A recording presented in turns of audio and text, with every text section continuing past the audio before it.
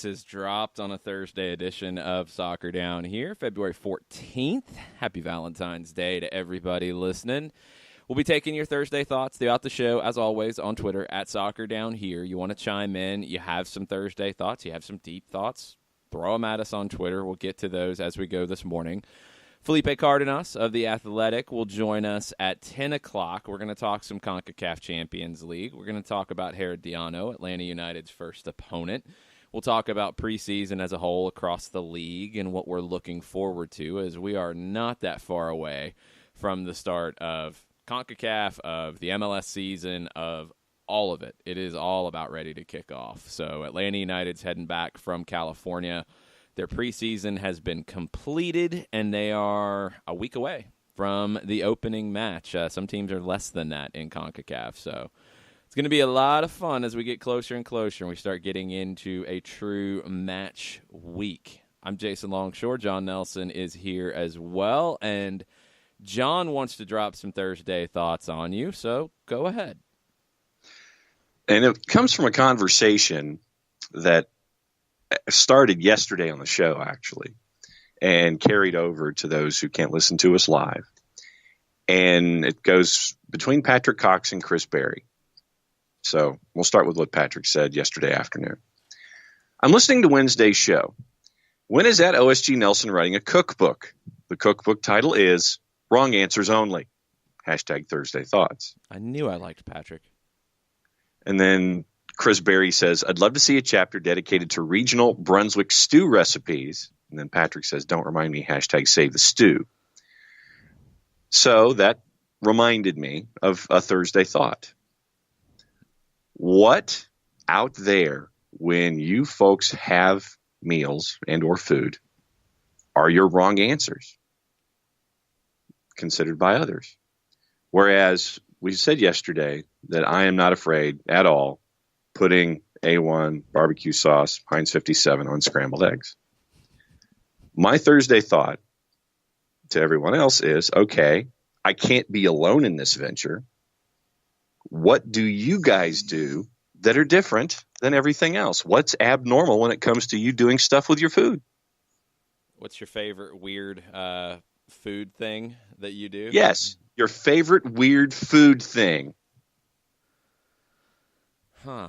What's your favorite weird food thing, sir? I'm trying to think. I mean, some people will get crazy with pizza toppings. I don't really go too nuts with that.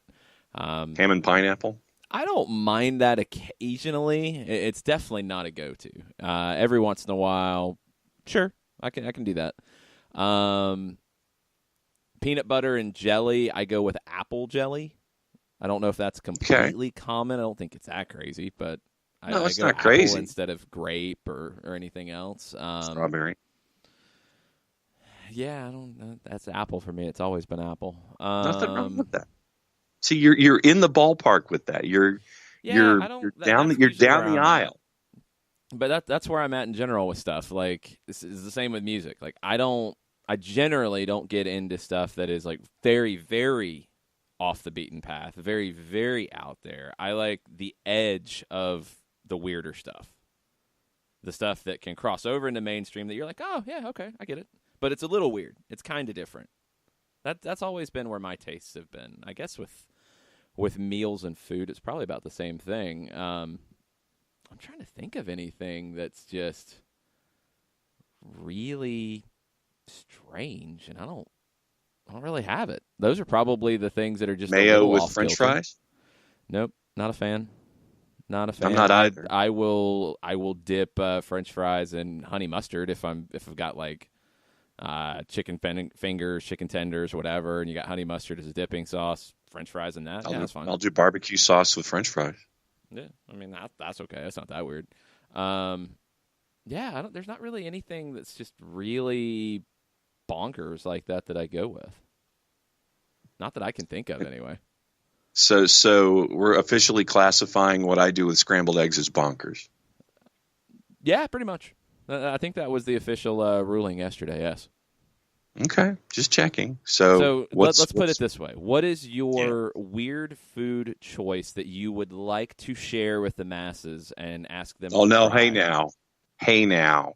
No, No, what? It's, hey, since mine was shared yesterday, what is this that you feel like you can share?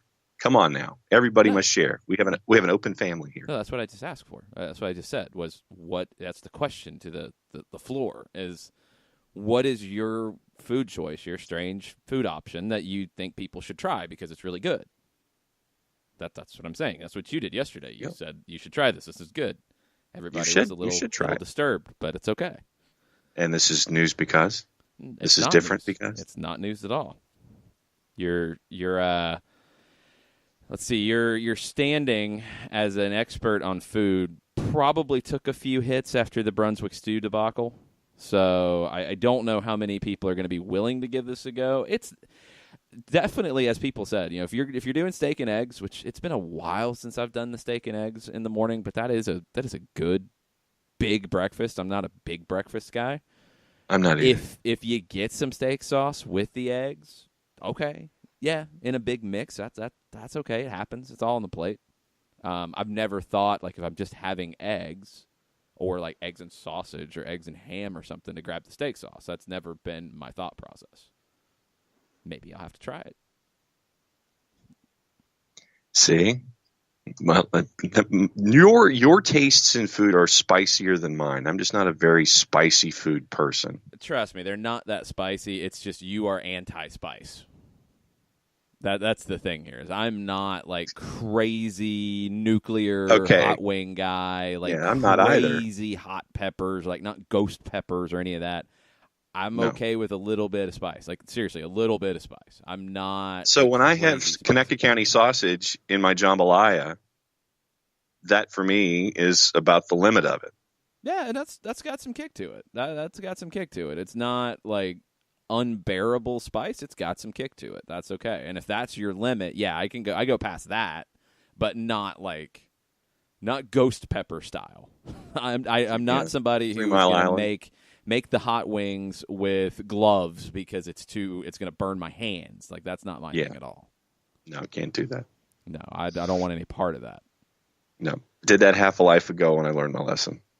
I tried the 3 Mile Island wings on a spring break college trip to Florida. It wasn't Florida.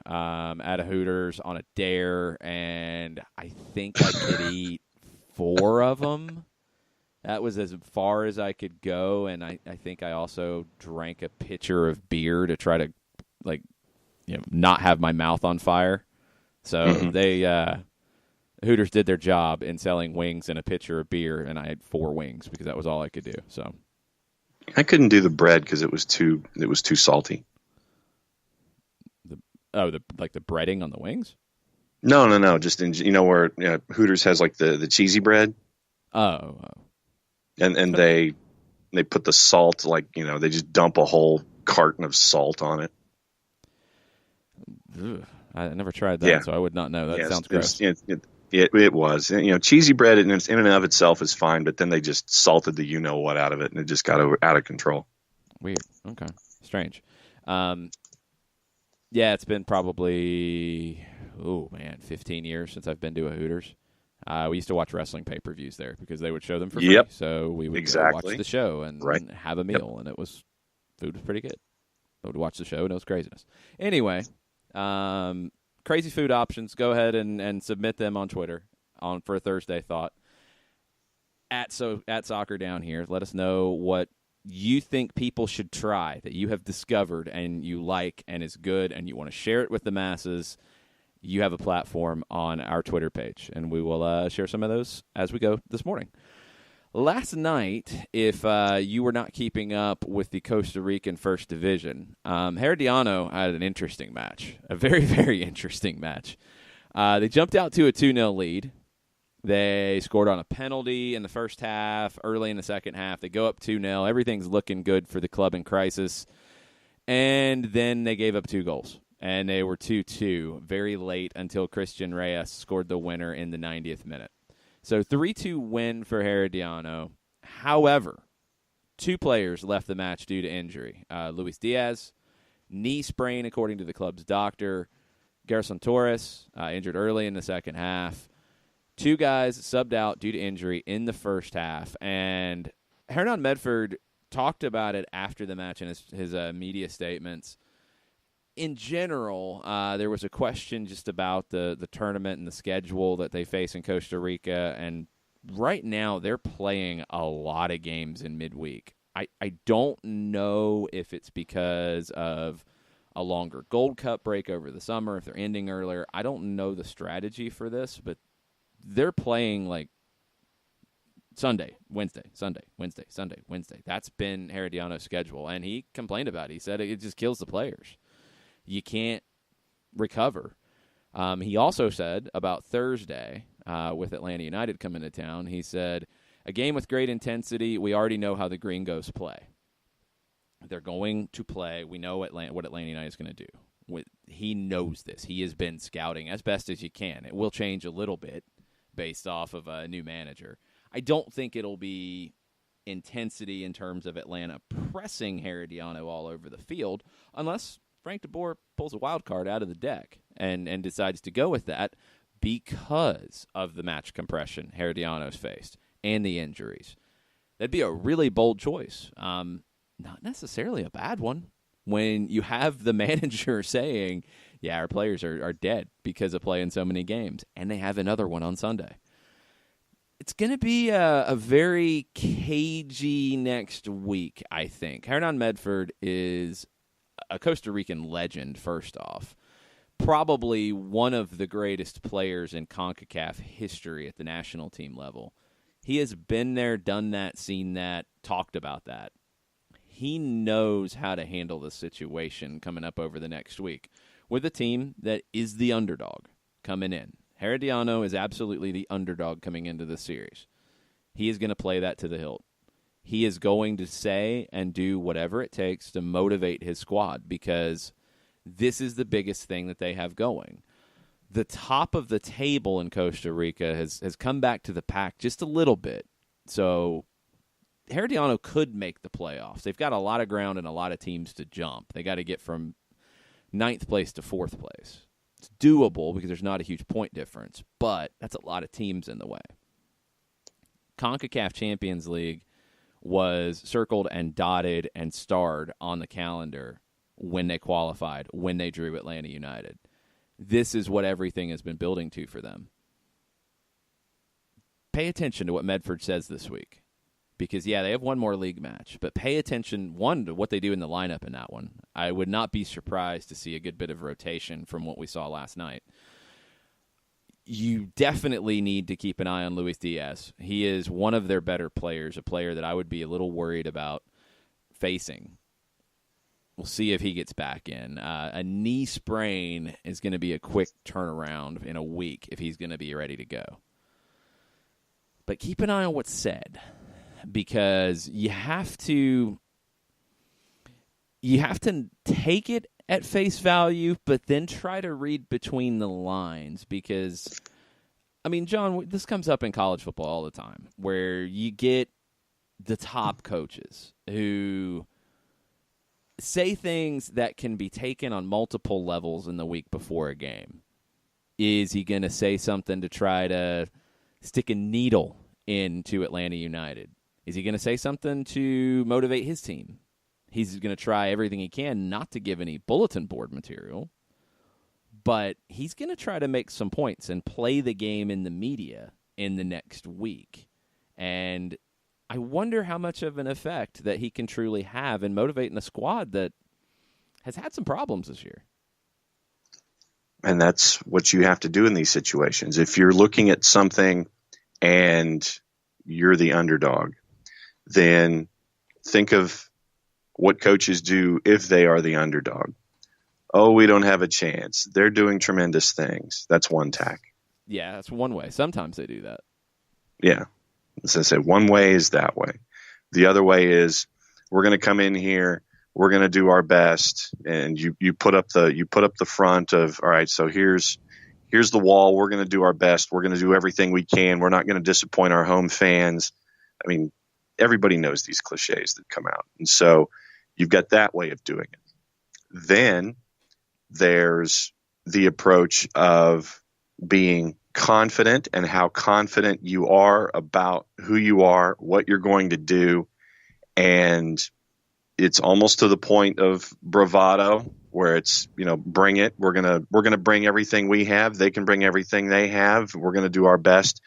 There are a lot of different avenues that we always see with coaches, especially in these rivalries and for competitions. I'm going to use that word just for the sake of it being a hemispheric competition. You get the 16 teams that are qualifying for a hemispheric championship. Coaches are going to do things certain ways. So whatever you see coming out of the press, out of the pressers, out of the written word of Hernan Medford, do not be surprised at whatever tack he takes. And it could be different tacks depending on the day. He could come out of the blocks saying one thing, then after a practice, he could say something else.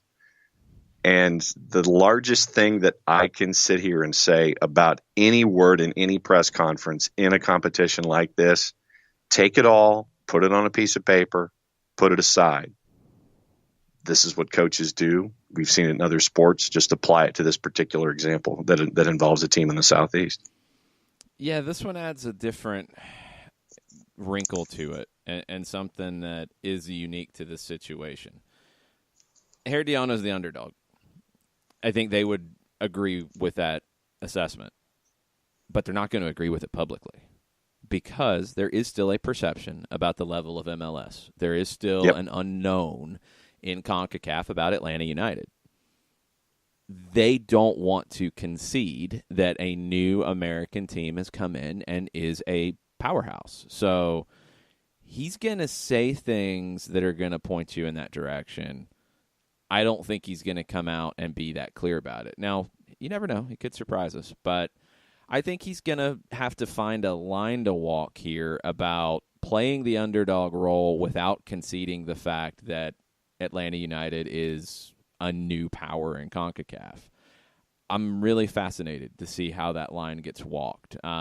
This is the first statement since the draw that I've seen Hernan Medford specifically mention Atlanta United. So we'll be keeping an eye on it over the next week. They play again on Sunday against Perez Zeledon.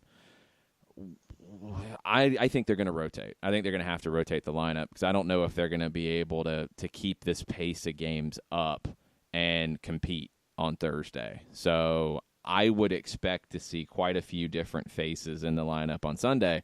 And when you do that and you have a team that's played the way Herediano has, it creates an opportunity. If you bring in some new faces who light it up on Sunday, that could affect Thursday's lineup. Could be fresh legs, could be a guy in great form.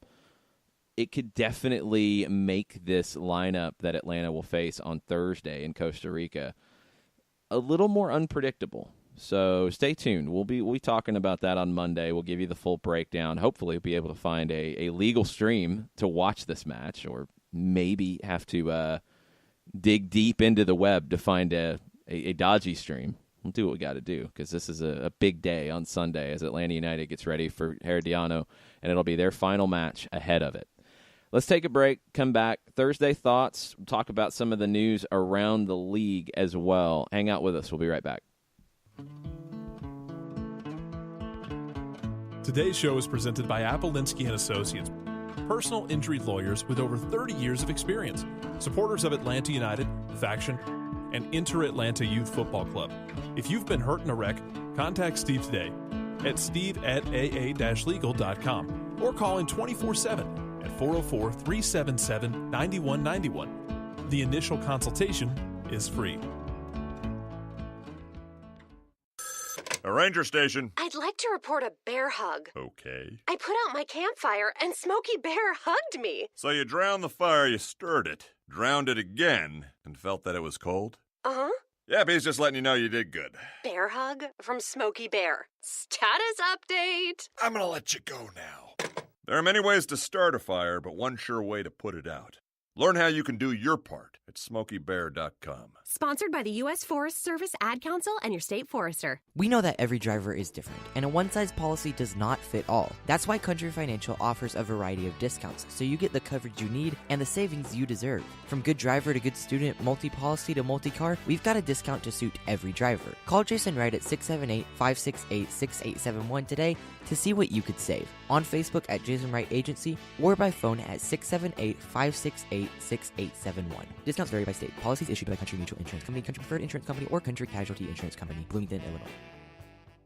Every hiring manager knows that a company is only as good as the people it's made from. So where do you find the best people? That may surprise you. Meet the grads of life. Young adults of unique determination and experience. An ideal fit for your company in an entry-level position, internship, or even mentorship. They might not have every qualification you typically look for, but they're exactly who your company needs. This is talent worth knowing about. Go to gradsoflife.org to learn how to find, cultivate, and train this great pool of untapped talent. Brought to you by the Ad Council and gradsoflife.org. Welcome back. Second segment. Soccer Down here, February 14th. 1 week away from Atlanta United and Herediano in the Concacaf Champions League round of 16, game 1. The Florists, Los Florenses of Herediano. Yes, they are the Florists. That's what it translates to. They won 3-2 last night, first win in a little while. It was against a team in Santos that, in the article I read, was described in two different ways. Santos, this was described as their worst version in many years, and it was also described as a Santos in ruins. They almost beat Herediano, so that's where it stands right now. That's where the crisis of Herediano stands. The win was definitely necessary. I don't think Hernan Medford was going to be fired if he didn't get this win, but man, it would have upped the intensity on CONCACAF coming up for him. This is a little bit of a lifeline, at least for a few days. We'll see what happens on Sunday against Perez Zeledon, because this is a team that's coming off a championship, and they're in 9th, and they're struggling. This is the most goals they've scored in a match all season, 3. They had 7 goals in 7 matches coming into this. And let's be honest about the 3-2 win last night. First goal's a penalty. Second goal is a header by a central defender. Third goal is another defender. So you're getting goals, but you're not getting them from your attacking players. We'll have to see what changes for Herediano as they try to find a way to pressure Atlanta defensively on Thursday. I don't know what they're going to be able to do outside of looking for speed wide. And I think they do have speed on the right side, although Luis Diaz and his injury could be a problem for that. So we'll keep you posted as we go. We'll talk more about Herediano and CONCACAF Champions League with Felipe Cardenas at 10 o'clock. But a couple other Atlanta United nuggets from the last couple of days. The turf at Mercedes-Benz Stadium, something we have not talked about, will be replaced in mid-season. It'll be replaced definitely ahead of the Falcons season, which preseason will kick off in August. My guess, just looking at the schedule, would be maybe after the Mexico friendly in June, in that break of games for Atlanta United. The Mexico friendly is June 5th, if I'm not mistaken, without pulling up a calendar. I think between that and the next Atlanta United match in late June, you could get the turf replaced and get it settled and be in a good spot. You could potentially do it in July. It's just a little more crowded in terms of the schedule. But you will have new turf, and that would be 2 years after it was originally installed in 2017 in the summer as the stadium was getting ready to open. That is a little faster than a lot of stadiums replace field turf. So that was a concern coming in, John, that, field turf, it's all about how often you replace it. 2 years is pretty good. And to answer your question, yes, it is June 5th against Venezuela.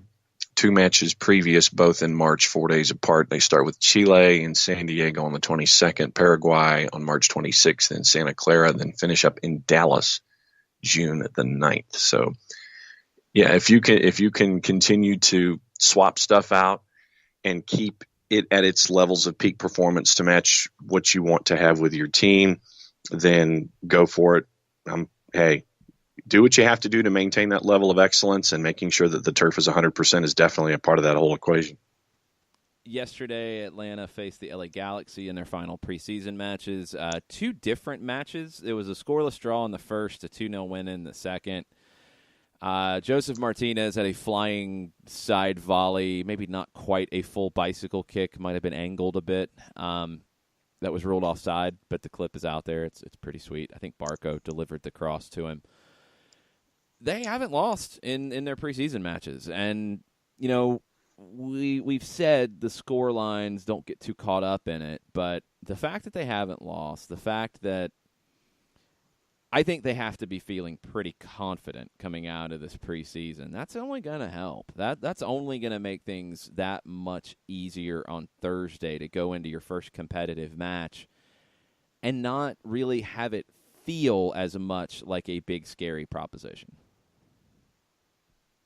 And, I mean, we've seen out in Los Angeles how the little societies are forming, and obviously there's a great sense of optimism, but I would temper the optimism. Don't get wrapped up in the number to the left of the dash, because we've seen some big numbers.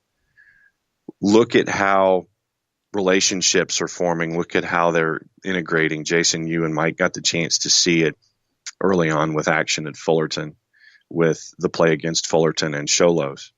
So I think that I would focus on interaction, not necessarily end result, but just know that those interactions have been happening. They've been happening with regularity, and they've been happening with success. And so you have to be pleased with that and what you've been able to see, keeping the wins and losses aside, keeping the number of goals that you've scored aside.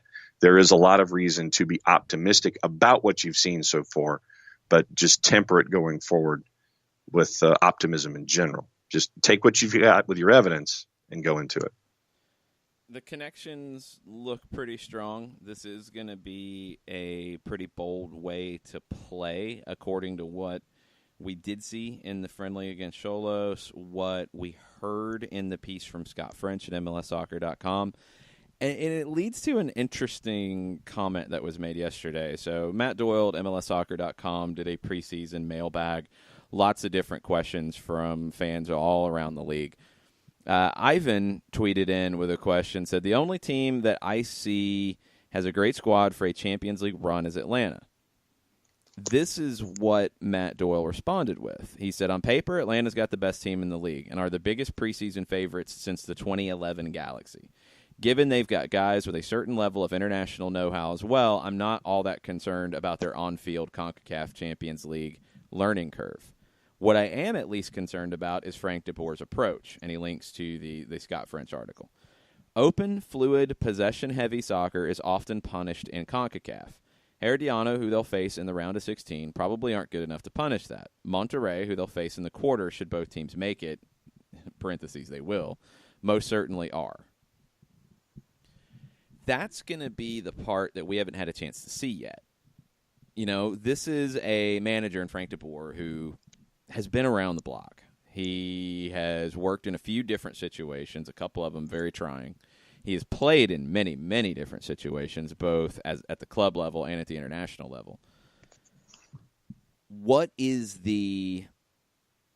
I don't even want to say plan B, because that sounds... That's not an where adjustment. I'm going. What's the tweak when you're going up against a team that is at your level?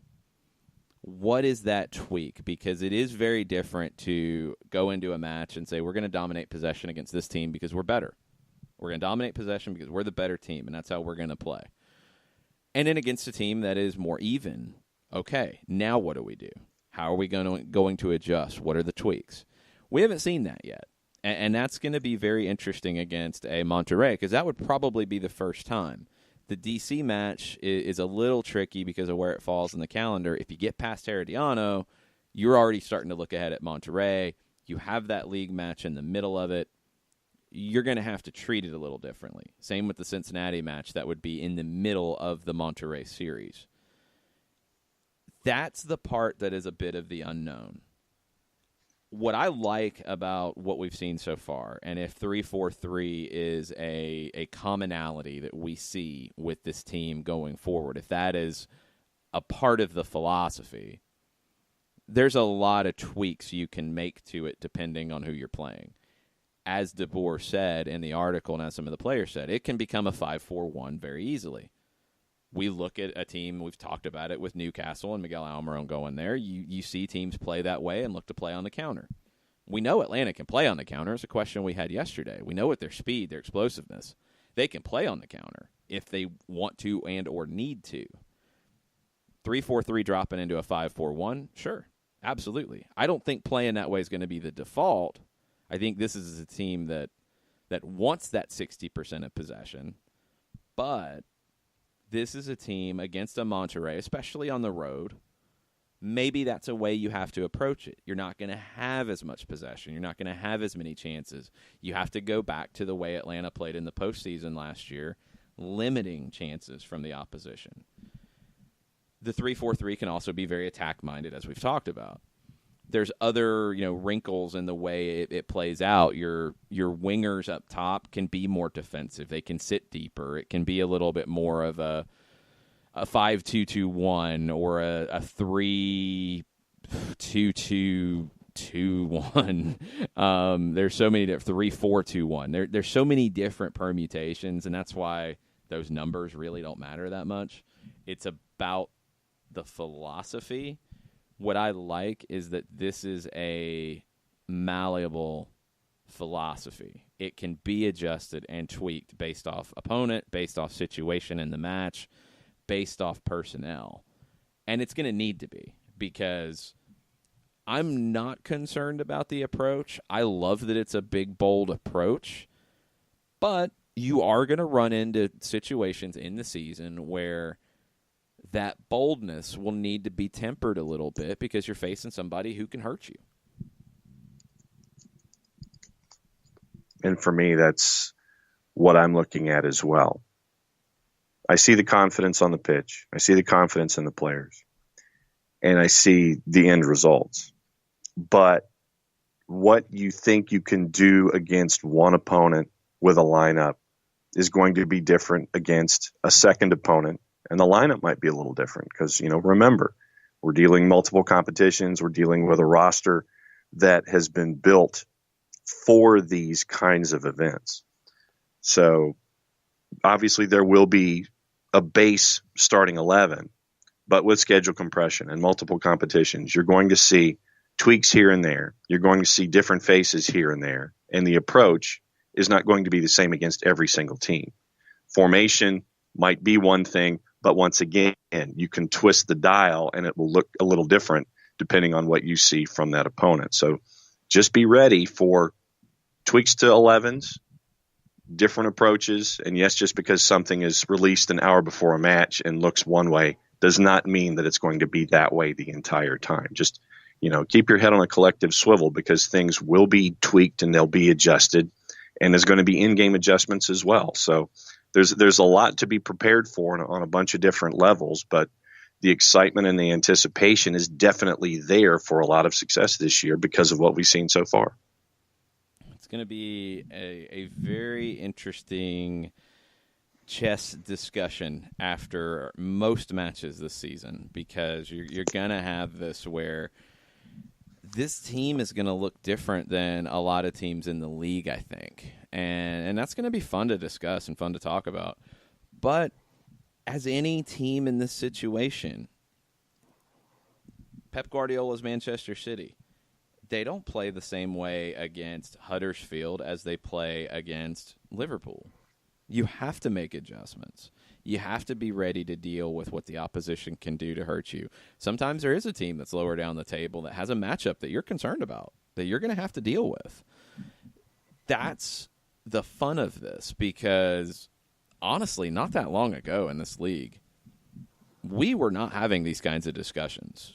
Teams played one way, and it was kind of basic, and it was all about the individual talent, and that was really it. You didn't have a whole lot of tactics. This year, you've got what San Jose is going to do and be very different in the league. You've got what Frank DeBoer is going to do in Atlanta, going to be different. You have the Red Bulls with their tactical philosophy that will be consistent. We know what it is. It is different from a lot of teams in the league. We have what Kansas City does with possession. We have teams with soccer identities now. That's awesome because we didn't have that long ago. And breakdown of games afterwards was honestly about which individual changed it, which combination worked, rather than this manager tweaked this and won the match. I love where we're at right now. Matias Almeida, there's a great piece over at ESPN from Tom Marshall, who primarily covers the Mexican national team and Liga MX for ESPN. He spent some time with San Jose during their preseason and following Matias Almeida. The quote from Almeida that jumped out to me was, "The idea is to be the protagonist. The idea is that they rapidly pick up our playing system, that we are a team that marks aggressively, a team that is mobile. In summary, a team in which everyone runs and everyone plays football." I feel like, and we saw it with Chivas, and it sounds like that's what he wants to bring to the table here in San Jose. It was the Red Bulls pressing system on a lot of steroids, on all the steroids, but also not so much a team, and I think the last part of what he said is key here. Everyone plays football. It's not just press, win the ball, and immediately blast it forward and go. I think it is press everywhere, win the ball, and then play. And that's what I want to see how San Jose handles that. How does San Jose look different than the Red Bulls? Almeida beat Jesse Marsh. Chivas beat the Red Bulls. That system outplayed the Red Bulls pressing system. Can he replicate that with San Jose? He might need a little more time. I think the roster has some issues. He also said this, and this is, I think, something to say about this league and the type of things that it's offering now. He said there were offers, but this was something special. We liked it. We aren't moved by money. He's talking about his group, his group of coaches, his staff. He said we aren't moved by money. Here we are earning half or less than half of what we made at one time in Chivas. So this is a decision to do with the love we have for football and belief in our work. Go back to what Tata Martino talked about a lot when he came here. You come to this league, your work as a manager can stand out because of a salary cap, because of the parity that you see across the league. What makes the difference? It's either going to be the individual players or the manager. And in a league where teams are restricted in how much they can outspend others, the managers have a much bigger influence. So for a guy like Almeida, who is a tactician, this is an exciting challenge. This is an exciting challenge for Frank DeBoer.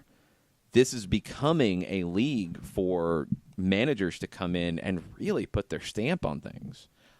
That's a great thing for soccer in this country because we really haven't had that. Not that long ago, John, in the youth teams, I mean, you just saw very basic setups. You saw in clubs very basic play. It wasn't very tactical. It was a lot of who's the fastest, who's the strongest, who can run the longest, and that's who's going to make these teams.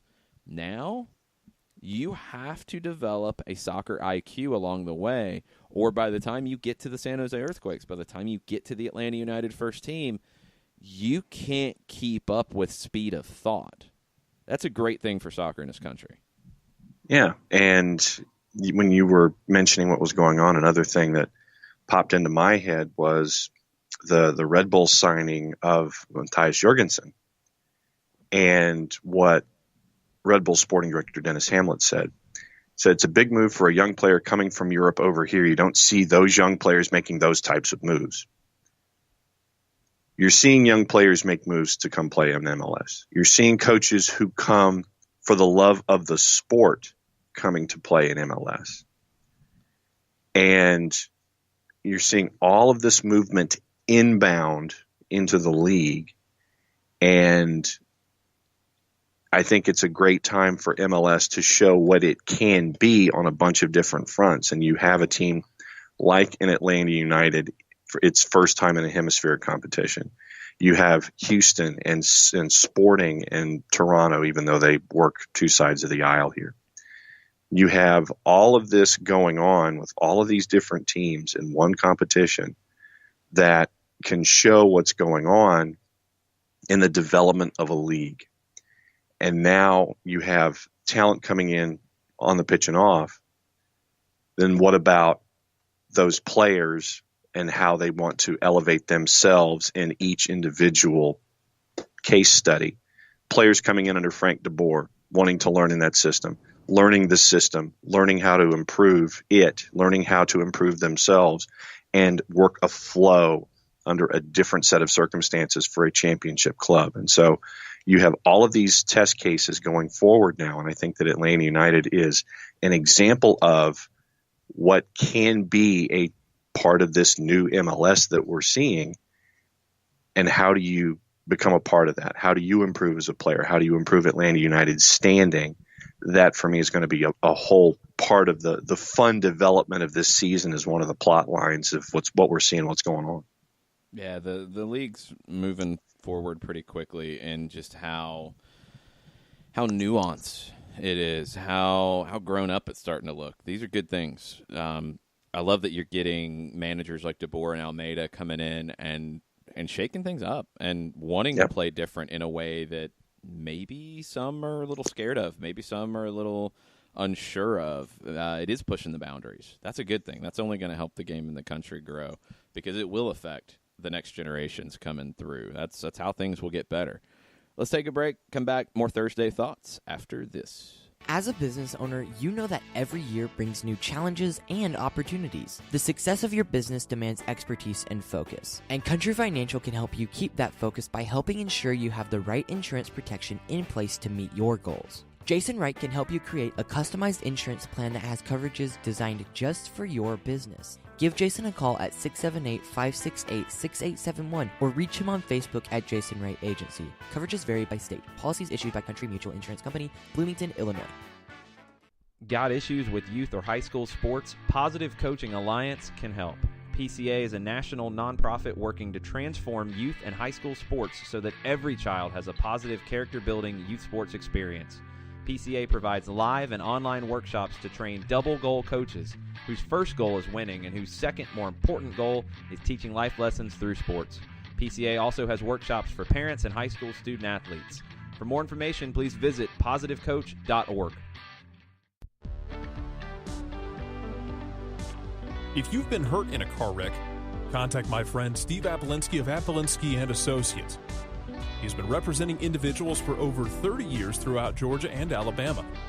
Email him at steve@aa-legal.com or call him 24/7 at 404-377-9191. The initial consultation is free.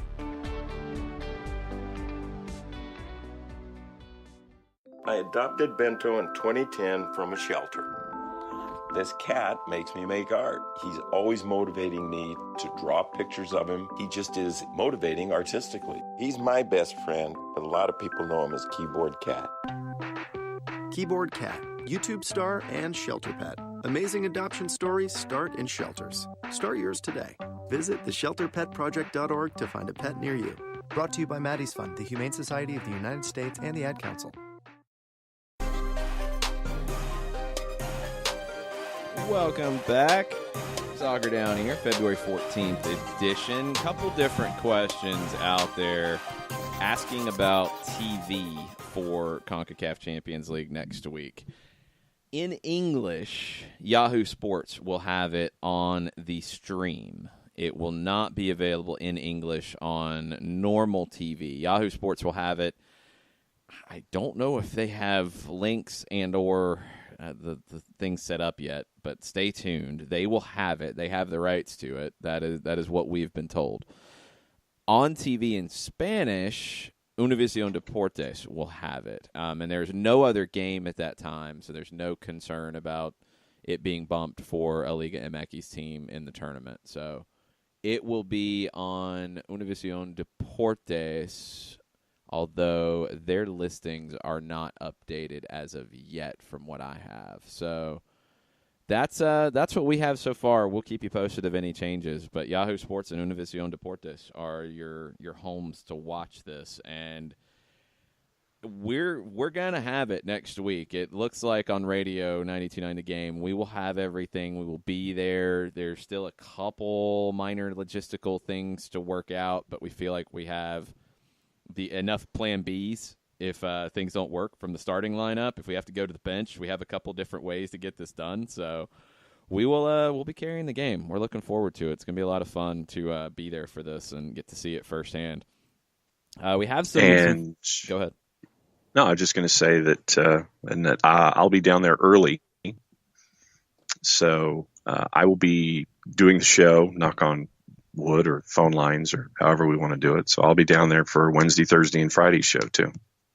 Yes. And there will be a good number of Atlanta United fans. It sounds like that will be there. 120. It's a pretty good number for a stadium that seats about 8,500 and a pretty long trip. That's pretty cool for the Concacaf opener. Hopefully we'll get a chance to see some of the fans down there. It's going to be a pretty quick trip for us and with the team because it's a business trip.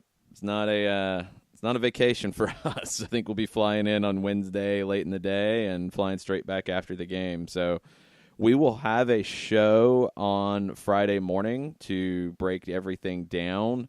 I will probably be delirious after no sleep. John will still be in Costa Rica, possibly delirious. I don't know. I don't know if he'll have Mountain Dew. So it could happen. See, that's the key here. That's what we've got to figure out. How does the caffeine play for the early morning show? And since it's Central Time, it'll be an hour behind. And so for me, it will be from 8 to 10. There's your 8 o'clock start. It's just it's in the Central Time Zone. Yeah, I don't know how you're going to swing that one, dude. Gonna be tight. Yeah, it's going to be interesting. The Colonel chimes in about preseason. Most important takeaway for the Colonel is that Frank de Boer has been very consistent in selecting lineups. Swift in his initial assessments and only minor tweaks thereafter. A less capable new coach with our roster changes would be all over the place. That kind of echoes a little bit about something Matt Doyle mentioned in his mailbag yesterday and something I had been hearing a little bit of as well. Talking about Cincinnati. And this is from Doyle's piece yesterday. Whispers out of their camp suggest that head coach Alan Koch has already decided to toss some of the team's tactical foundation from the first 3 weeks of preseason. This happens. It's a very different situation what we're seeing here, and I think the Colonel's right. You get a guy like de Boer who has been everywhere as a player, has experience as a manager in big situations. He's going to make his decisions, and he's going to move forward, and he's going to have the confidence to follow that. He also did his homework coming in, and I think he came into a club that did a lot of homework for him as well to give him all the information he might possibly need. Alan Koch, Cincinnati, this is Koch's first division job. This is Cincinnati's first season in the first division. This is everybody trying to figure it out on the fly and put together a squad that is still being tweaked. The official signing of Kekuta Mane is now done. And they gave up a lot of allocation money for Kekuta Mane. Those Sirens, that was what was carrying all of the allocation money up the road to Columbus. It was a lot. It was a lot for a player that wasn't even in Columbus. Full credit to Tim Bezpachenko for pulling that one off because, wow, that guy wasn't even in Columbus. He hadn't been there for 2 years, and you got a boatload of allocation money. Anyway, one reason Cincinnati did that is because they didn't have any wingers. You were going to have to play attacking strikers or central midfielders out wide because you just didn't have wingers. So I don't know what Cincinnati looks like. I think they have the talent to be decent. I think they have the talent to be a playoff team potentially in the Eastern Conference. But I don't know how they play. And if now you're starting to hear this type of stuff that, well, the tactics are already changing, that's a concern. You have Fernando Adi up top. You have, as Doyle says, 1 million defensive midfielders and 2 million defenders. Who works together well? What's the combination? Is it going to be 5 in the back? Is it going to be 4 in the back? Is it going to be 3 in the back with more attack-minded wing backs? Is it going to be a 4-3-3? Is it a 4-5-1? Is it going to be very narrow? I think it has to be narrow because of the lack of wingers. But now you have Mane. Is he going to be ready to go straight away? He's only played 9 games in the last couple of years after some very bad decisions in club choices. I think to get results, especially early, it's probably going to be a 5-4-1 or a 5-3-2 type of setup that is pretty narrow, and you're going to be asking a Greg Garza, you're going to be asking an Alvis Powell, 2 guys who can play as wingbacks to give you width, and you're going to play 3 guys centrally and 2 up top, and your 3 guys centrally are probably going to sit a little deep. Who's going to create for Adi up top? I think if you're coming in to try to get some results early, that's going to be the way to go. I don't know if Cincinnati comes in feeling like they need to entertain day one, and I don't know if they have the group to come in with that decision to be able to just entertain from day one. I think they're going to have a lot of things to figure out. As the Colonel points out here, that's one of the advantages, is you're coming in with consistency out of preseason, consistency in your lineups, consistency in guys playing together. You're talking about philosophy in a pretty deep way of how this team is going to play and how it's going to function. Not every team has that, and it's a huge advantage for Atlanta United going forward. Let's take a break. We'll come back. We'll wrap up hour number 1, and we'll get ready for Felipe Cardenas from The Athletic to join us and talk more Concacaf at 10 o'clock. Stay with us. We'll be right back. Today's show is presented by Appolinsky & Associates, personal injury lawyers with over 30 years of experience, supporters of Atlanta United, Faction, and Inter-Atlanta Youth Football Club. If you've been hurt in a wreck, contact Steve today at steve@aa-legal.com or call in 24/7 at 404-377-9191. The initial consultation is free. A ranger station. I'd like to report a bear hug. Okay. I put out my campfire and Smokey Bear hugged me. So you drowned the fire, you stirred it, drowned it again, and felt that it was cold? Uh-huh. Yeah, but he's just letting you know you did good. Bear hug from Smokey Bear. Status update. I'm gonna let you go now. There are many ways to start a fire, but one sure way to put it out. Learn how you can do your part at SmokeyBear.com. Sponsored by the U.S. Forest Service Ad Council and your state forester. We know that every driver is different, and a one-size policy does not fit all. That's why Country Financial offers a variety of discounts, so you get the coverage you need and the savings you deserve. From good driver to good student, multi-policy to multi-car, we've got a discount to suit every driver. Call Jason Wright at 678-568-6871 today to see what you could save. On Facebook at Jason Wright Agency or by phone at 678-568-6871. Discounts vary by state. Policies issued by Country Mutual Insurance Company, Country Preferred Insurance Company, or Country Casualty Insurance Company, Bloomington, Illinois. Every hiring manager knows that a company is only as good as the people it's made from. So where do you find the best people? That may surprise you.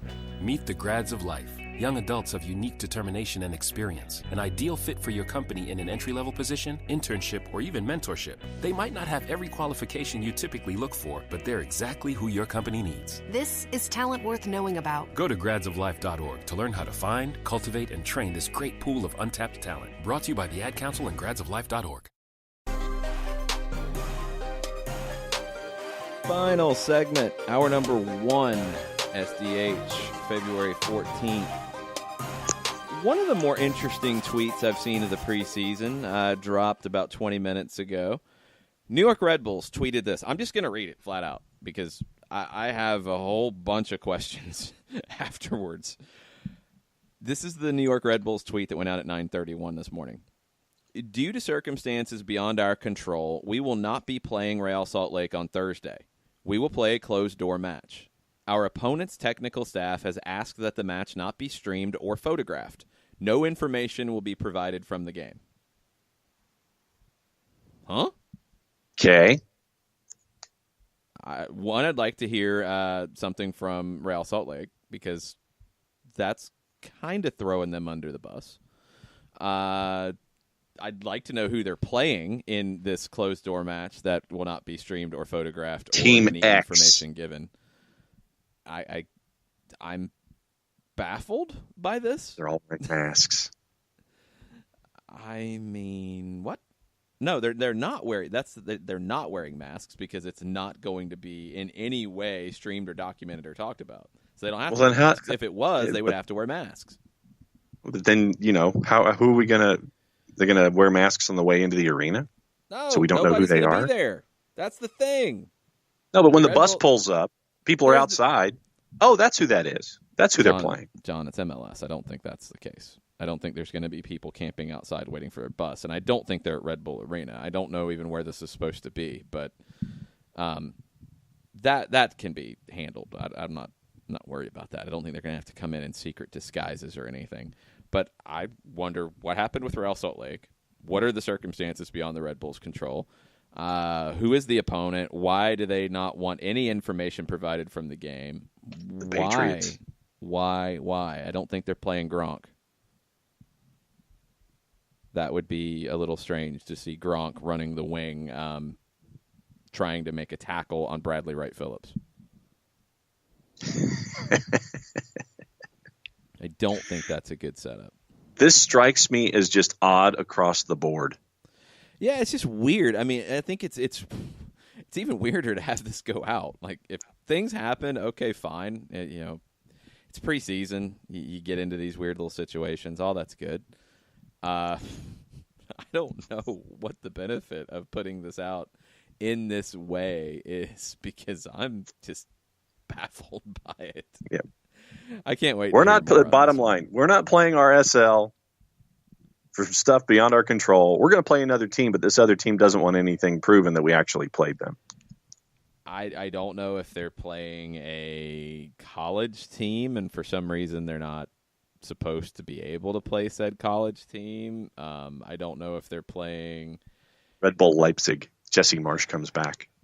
Yeah, I think RB Leipzig is probably busy with RB Leipzig stuff and not sneaking into the country to play a game that nobody's going to talk about. I think we can rule that one out. Real Madrid? Red Bull Salzburg. Yes, I think we can rule these things out. I think that would be ridiculous. I think they might be playing Real Madrid from the local league and wherever they are, because I don't even know where the Red Bulls are for their preseason right now. But, yeah, I don't think it's anything like that. I think you're trying to give them way too much credit for being sneaky. That's the part that makes no sense, is you're not playing some big opponent here. You're in the desert. I do see that much. I guess they're at the Mobile Sun Cup in Tucson. So you're playing somebody in Arizona. Somebody who exists but doesn't want to be known as existing. I don't know.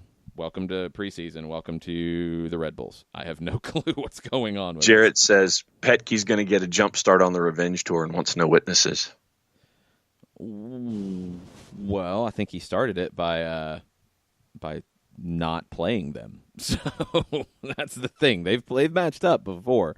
He's already started the revenge tour. It's underway. Now he's pulled out of a game to mess up the Red Bulls, I'm guessing. I mean, as Nate Scott just tweeted, he said, this is probably not a big deal, but on the other hand, all caps, this is totally a conspiracy. Because why do you make that statement? Like, I'm baffled. Anyway, we're going to take a break. We'll see if Felipe Cardenas has any information on it, because Felipe knows a lot of stuff. But we're also going to talk about Herediano and the Concacaf Champions League and the rest of MLS preseason after this. Stay with us. As a business owner, you know that every year brings new challenges and opportunities. The success of your business demands expertise and focus. And Country Financial can help you keep that focus by helping ensure you have the right insurance protection in place to meet your goals. Jason Wright can help you create a customized insurance plan that has coverages designed just for your business. Give Jason a call at 678-568-6871 or reach him on Facebook at Jason Wright Agency. Coverages vary by state. Policies issued by Country Mutual Insurance Company, Bloomington, Illinois. Got issues with youth or high school sports? Positive Coaching Alliance can help. PCA is a national nonprofit working to transform youth and high school sports so that every child has a positive character-building youth sports experience. PCA provides live and online workshops to train double-goal coaches whose first goal is winning and whose second, more important goal is teaching life lessons through sports. PCA also has workshops for parents and high school student-athletes. For more information, please visit positivecoach.org. If you've been hurt in a car wreck, contact my friend Steve Apolinski of Apolinski & Associates. He's been representing individuals for over 30 years throughout Georgia and Alabama. Email him at steve@aa-legal.com or call him 24/7 at 404-377-9191. The initial consultation is free.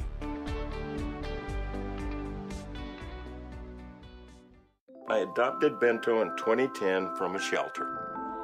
This cat makes me make art. He's always motivating me to draw pictures of him. He just is motivating artistically. He's my best friend, but a lot of people know him as Keyboard Cat. Keyboard Cat, YouTube star and shelter pet. Amazing adoption stories start in shelters. Start yours today.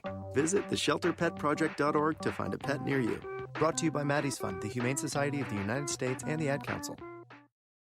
You're listening to Soccer Down Here daily on SDH Networks, a division of OSG Sports. Find us at Soccer Down Here on Facebook and Twitter. The time is now the top of the hour. Peep, y'all.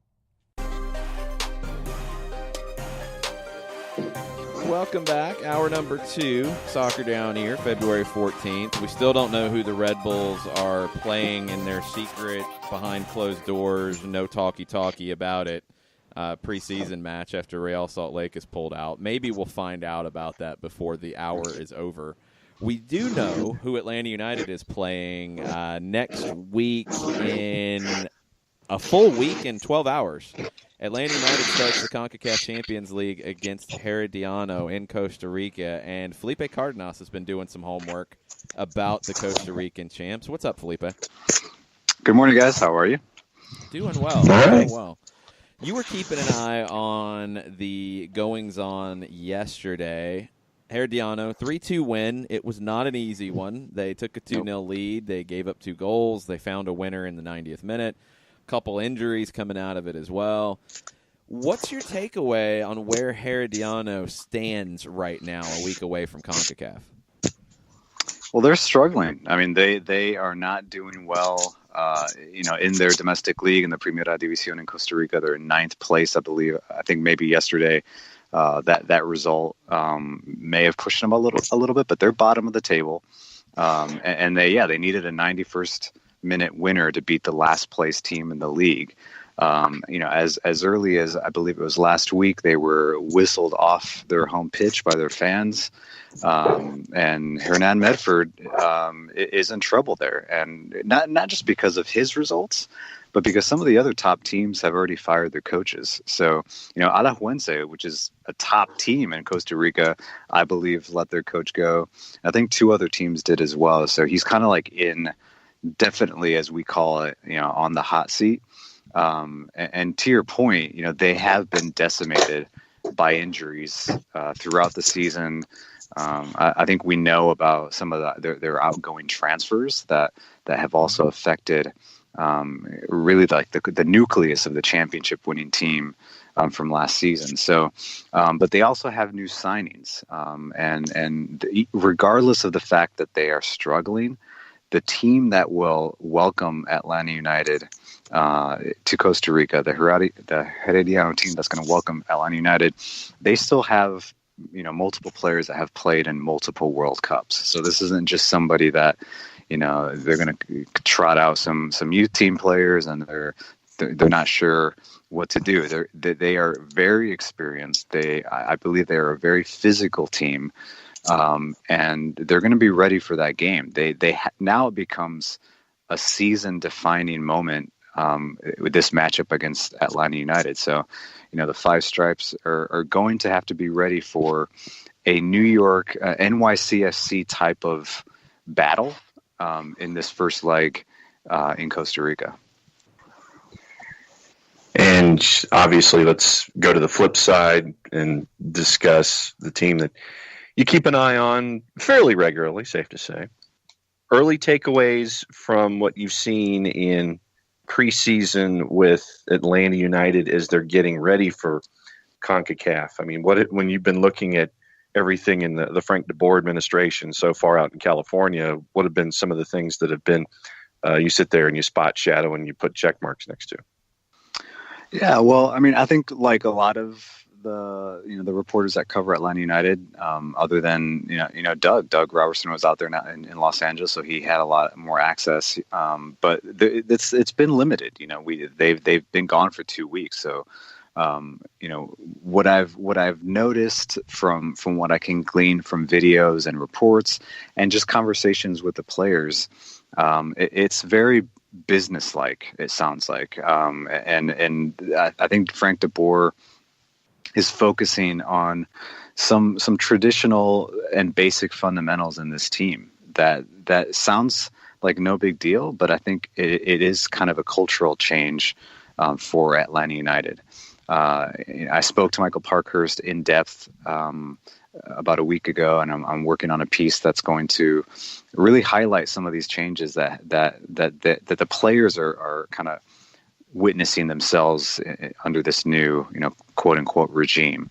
And some of it, like I said, is just shoring up some basic defensive fundamentals, for instance, and really being aware of the fact that what they did last year, despite the tactics and the philosophy and the DNA and the idea leading to an MLS Cup championship, some of that we won't see moving forward. And some of it's really, really nuanced to the point where it's just certain positions are having to either dial things back or rethink the way that they played last season. So I think that has been the preseason, in my opinion, is Frank de Boer, really putting a stamp on the team. I know we keep saying that he said he's not going to change a lot, and I believe him. I think that the core components of this team, he will stick with. But that doesn't mean he won't ask that same group of players to play differently or to think differently tactically. And the players that I've spoken to have all mentioned that they are learning, what he wants, how he wants it. A player like Breck Shea is doing both. He's actually learning what Frank wants. He's learning how to play with his new teammates. So I think that's what I would highlight, is that they've used this time to get used to their new manager. And we don't know yet. We'll find out, in a week if they are playing well, if they are playing together, if they're thinking too much. I think they're going to wake up right away in Costa Rica, because it's going to be that type of match. But for now, for me, it's been a pretty basic preseason. Get fit, don't get injured, and get used to your new staff. Let's talk a little bit about how this matches up with what we've seen so far from Atlanta United and all the discussion coming out of it. It looks like a 3-4-3 is something that they're going to do, at least a fair bit. Going up against Herediano next week, they play a 4-4-2 under Hernan Medford. I'm curious to see what might change with the injury to Luis Diaz. When I saw the match last week against Guadalupe, they were pretty dangerous down the right side with a lot of speed, and they were very focused on trying to get that side of the field going. It was everything play to the right, use the speed, try to get down that way. But two up top, and you have two guys in Jose Guillermo Ortiz and Minor Escoe. Different. Ortiz, kind of a classic number 9, big guy, north-south guy. Big dude. Escoe is a little more of a winger playing inside, kind of tricky, a little better on the dribble. 4-4-2 without a 10, kind of an empty bucket 4-4-2 against a 3-4-3. What do you see as the concerns for Atlanta against a 4-4-2 and a fairly direct one that Medford will likely play? And what do you see as advantages for Atlanta playing a 3-4-3 against that? Well, I think the concerns are the midfield, the central midfield. In that 3-4-3, they cannot afford to be stretched. And I think Herediano, to your point, not playing with the traditional number 10, they're going to stack that central midfield with, tough tackling defensive mids and maybe a guy that they can spring on a counter. And so Atlanta will have to be. They'll have to keep their shape, and they're going to have to make sure that they don't lose a mark or get too spread out, too thin down straight down the middle. And if they see an opponent that decides to pick on their left side, which, listen, I'll be honest with you, I think the left side of Atlanta United is the big question mark. Like who's gonna play there? And whoever's there is going to be a new starter, unless they decide to move, someone like LGP into that position, not necessarily playing a wing back or a left back, but someone that can kind of patrol, which may be kind of a weak link in this formation. So that's the first thing. From what I've seen from Herediano is that they want to box up that midfield a lot. They want to make it a little bit messy in the middle. And then they have some players like Yeltsin,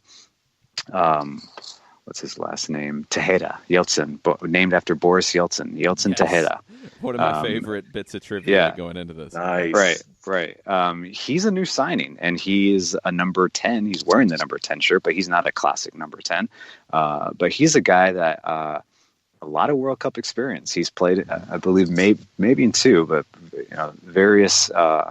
In 2014, he was like a main feature for the Costa Rica national team. 2018, he kind of came off the bench, but World Cup experience. And from what I've been reading and watching, he is coming into his own. Like last weekend was the game where he kind of came in and showed why he was brought from Europe. I believe he was in Switzerland playing, and why he's their new signing. So he's a guy that is savvy. He's smart. He can get in the box, but he's also kind of an 8. So I think they're going to want to contain whatever Atlanta United is doing. In a 3-4-3, I think what's great about that formation is it's not just a 3-4-3. It can quickly be a 3-5-2. You can go to a 4-3-3 easily. You can go to a back 4, which I know De Boer is okay with. I think we tend to think that the back 3 is going to be his go-to, but if he's looking to shore up the defense and to be solid there, especially in an away match in an international competition, don't be surprised to see them keeping some guys back and making sure that back 3 is always protected. And so, to your point, Jason, they can attack down the right. I actually felt that in the final when they beat Saprissa Herediano, they were also susceptible to flank play. That's where Saprissa really wanted to go, get down the flanks and get some crosses in and just create havoc in the box. And the last thing I'll say about that is that, they beat a better team in that matchup. Saprissa is the team in Costa Rica. They have some really good players, ex-MLS players like Bolaños, who is still very good. They look technically better too, from what I've seen on film. Saprissa is a technically gifted team, and Herediano was able to just kind of battle their way to a championship. So it'll be interesting to see. I think I've felt this for the last week, that the battle in the midfield is going to be key, and that's why I bring up that for reference to NYCFC series, because I think that's when they played in New York, Atlanta United. That's where the focus was. Like, who's going to control that midfield in a tight, kind of a tighter space in a matchup that we knew was going to be physical. And I think that's what we'll see next week, Thursday. Herediano would like to argue with you, though. You said Saprissa was the team. Herediano is El Team. They are El Team. They are El Team. That's what they call them. El Team. That's right. That's right. Hashtag El Team. Yes. Nice.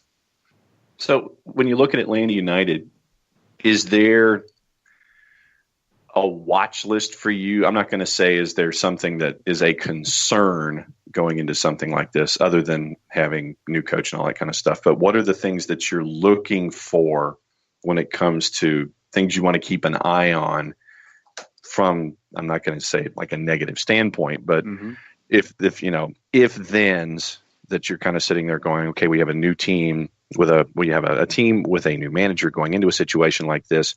What are you looking at that you're going to have like highlighted in red that you're going to be keeping an eye on this week or for that match? For that match, so again, central midfield. And I think that's because we don't know what Darlington Nagbe's situation is yet. And it looks like he won't be there. It looks like this is moving towards a possible trade. And even if it doesn't, I seriously doubt he's going to play in this game. Like, even if he remains part of this club for this season, he may not feature in that game because he hasn't trained. So I'll just, cut through the fluff and say that I think Jeff Lernerwitz is going to play there. He may not, but I think he's going to be a guy that once again the team will have to depend on, and give a player like Eric Remedy some support. I think we all are very high on Remedi, but he can't do it all, and he has a little bit different features in that he can get forward, and I think that's something that position, especially in a 3-4-3, you need from those central midfielders. You need guys that can kind of play dual roles, build attack, maintain possession, but also tackle. And I think that is the biggest question mark right now on this team. What is Darlington Nagbe's situation?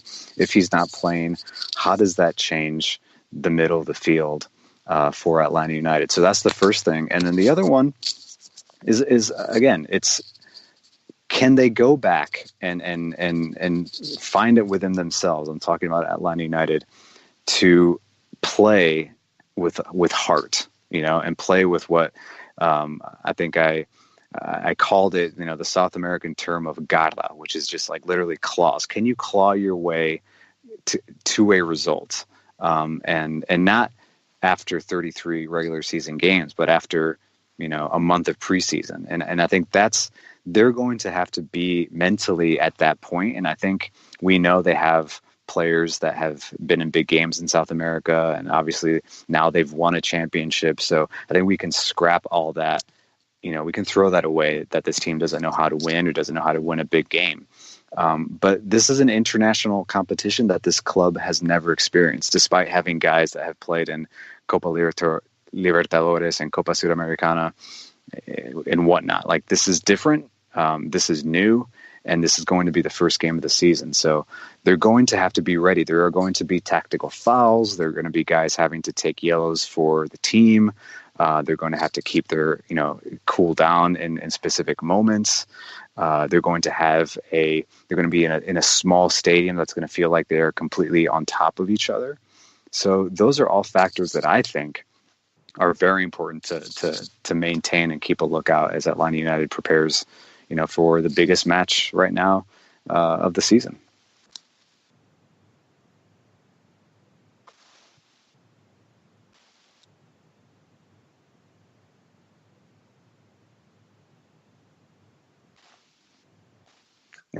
And that was one of the things that, you mentioned garra. And for me, that was a key to a championship run.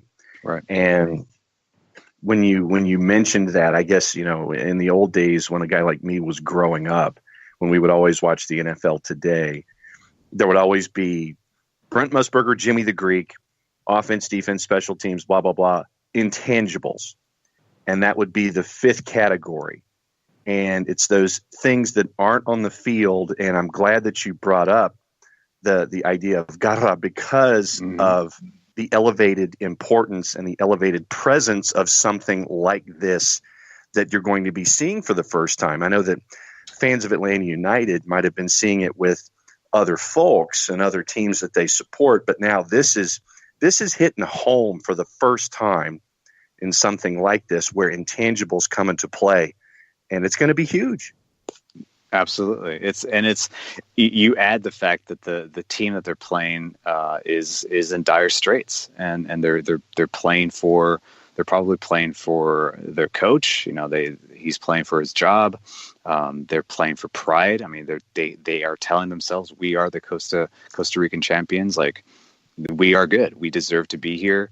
And so those are all mental factors and psychological factors that go into cup competitions that Atlanta United is going to have to be ready for. I think it's icing on the cake if they can walk out of that first matchup in Costa Rica and all of us can say, wow, they really played well. They possessed. They moved the ball around. We really, the 3-4-3 or the 4-3-3 was really effective. That's icing on the cake, in my opinion, in this game away. Because it's going to be a different type of matchup. It's going to be physical. It's going to be loud. It's going to get touchy probably very soon, very quickly. And that's a classic. Like, I want to stay away from it's Concacaf level. No, it isn't. Like, it's not because it's Concacaf. It's because it's a international cup competition against a team in Herediana that is very good, very experienced, and very proud. And a football nation in Costa Rica that is very rich. And so they're going into this environment and they're going to have to step up. I think when when this matchup comes back to Atlanta, despite not being at the Mercedes-Benz Stadium, that may, depending on the result, obviously in the away matchup, but that's where we can say, okay, how is Atlanta? Are they playing well? I think I would wait until the second leg, because in the first leg, like I said, it's icing on the cake if Atlanta United comes out and everyone is praising, their style of play and their possession and etc.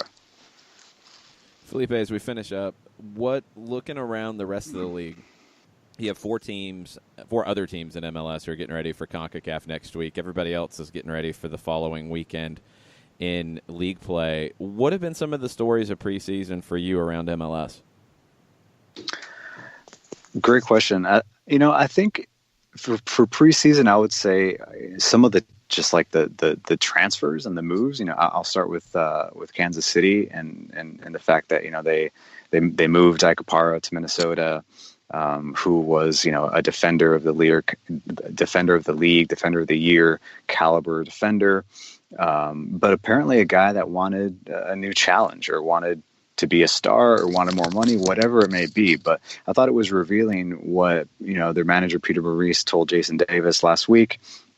And, he's one of the most candid managers in MLS, and he was just, he took it to his ex-player. Obviously, he later said that he loves Ike, but, he was really disappointed in how his agent and how Ike kind of took that public, what they wanted to do. And I think that's the story for me of preseason MLS are the agents. And the fact that this is where this league is going. And we talk about it all the time, but welcome to MLS 3.0 in the preseason, in a transfer window where moves are made, agents talk, moves are criticized, and players come in that you're not sure about. You wonder what teams are thinking. Why do you bring a guy in from Romania? What are the Red Bulls doing? How are they changing? Why didn't NYCFC go for a big signing? What happened with Luciano Acosta? All these moves that did or did not happen, I felt were the real stories of preseason, because everything else, what happens on the field, on the pitch during preseason, we can't really judge. I didn't play professional soccer. I played in college, and my highlight is playing in the PDL. But I do remember preseason, and preseason to me is a different animal. It's, as a player, you're thinking about your individual fitness. Am I ready? Do I feel good? Am I stronger? Does the coach rate me? Am I trying out for a position? Am I fighting for a position? Am I a starter? Next to that, it's are we playing well collectively? Are we still motivated? Are we having fun? Did my best friend get transferred? So those are all the things that go through a player's head.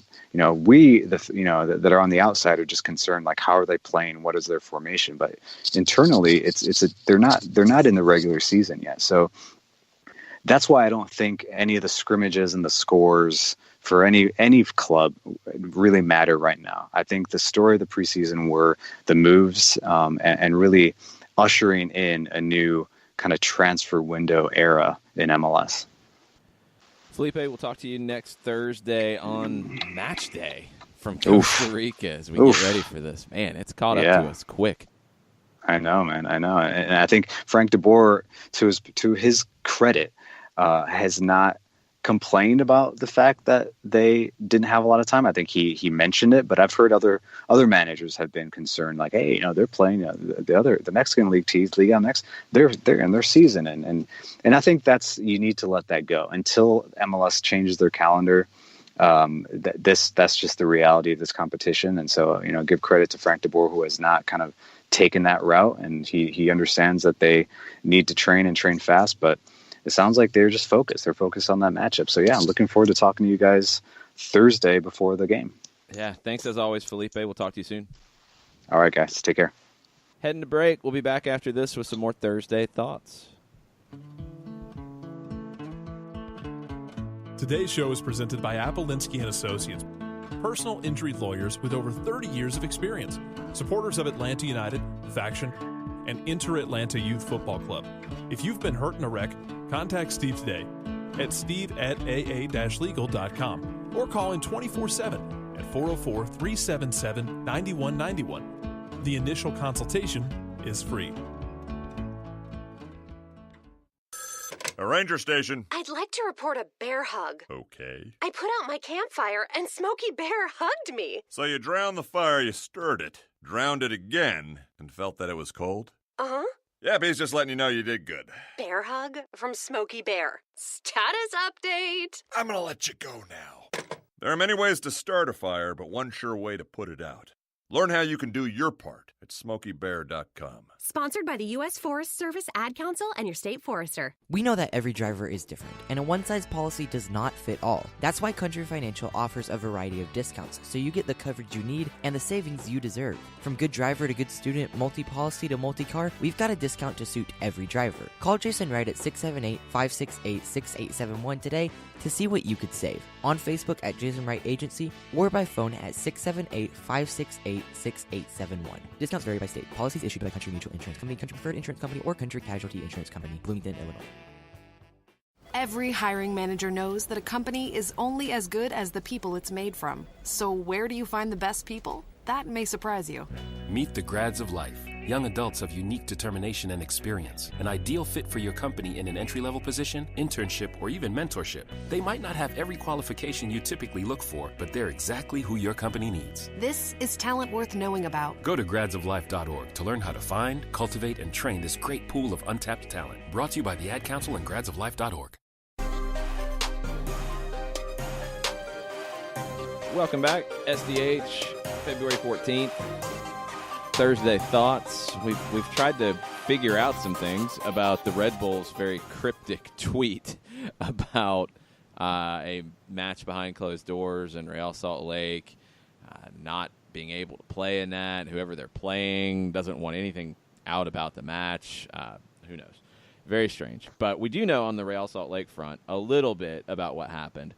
So they posted something up yesterday, and Brian Dunseth actually tweeted out as well. Like, they had travel delays coming back from the tournament in Hawaii.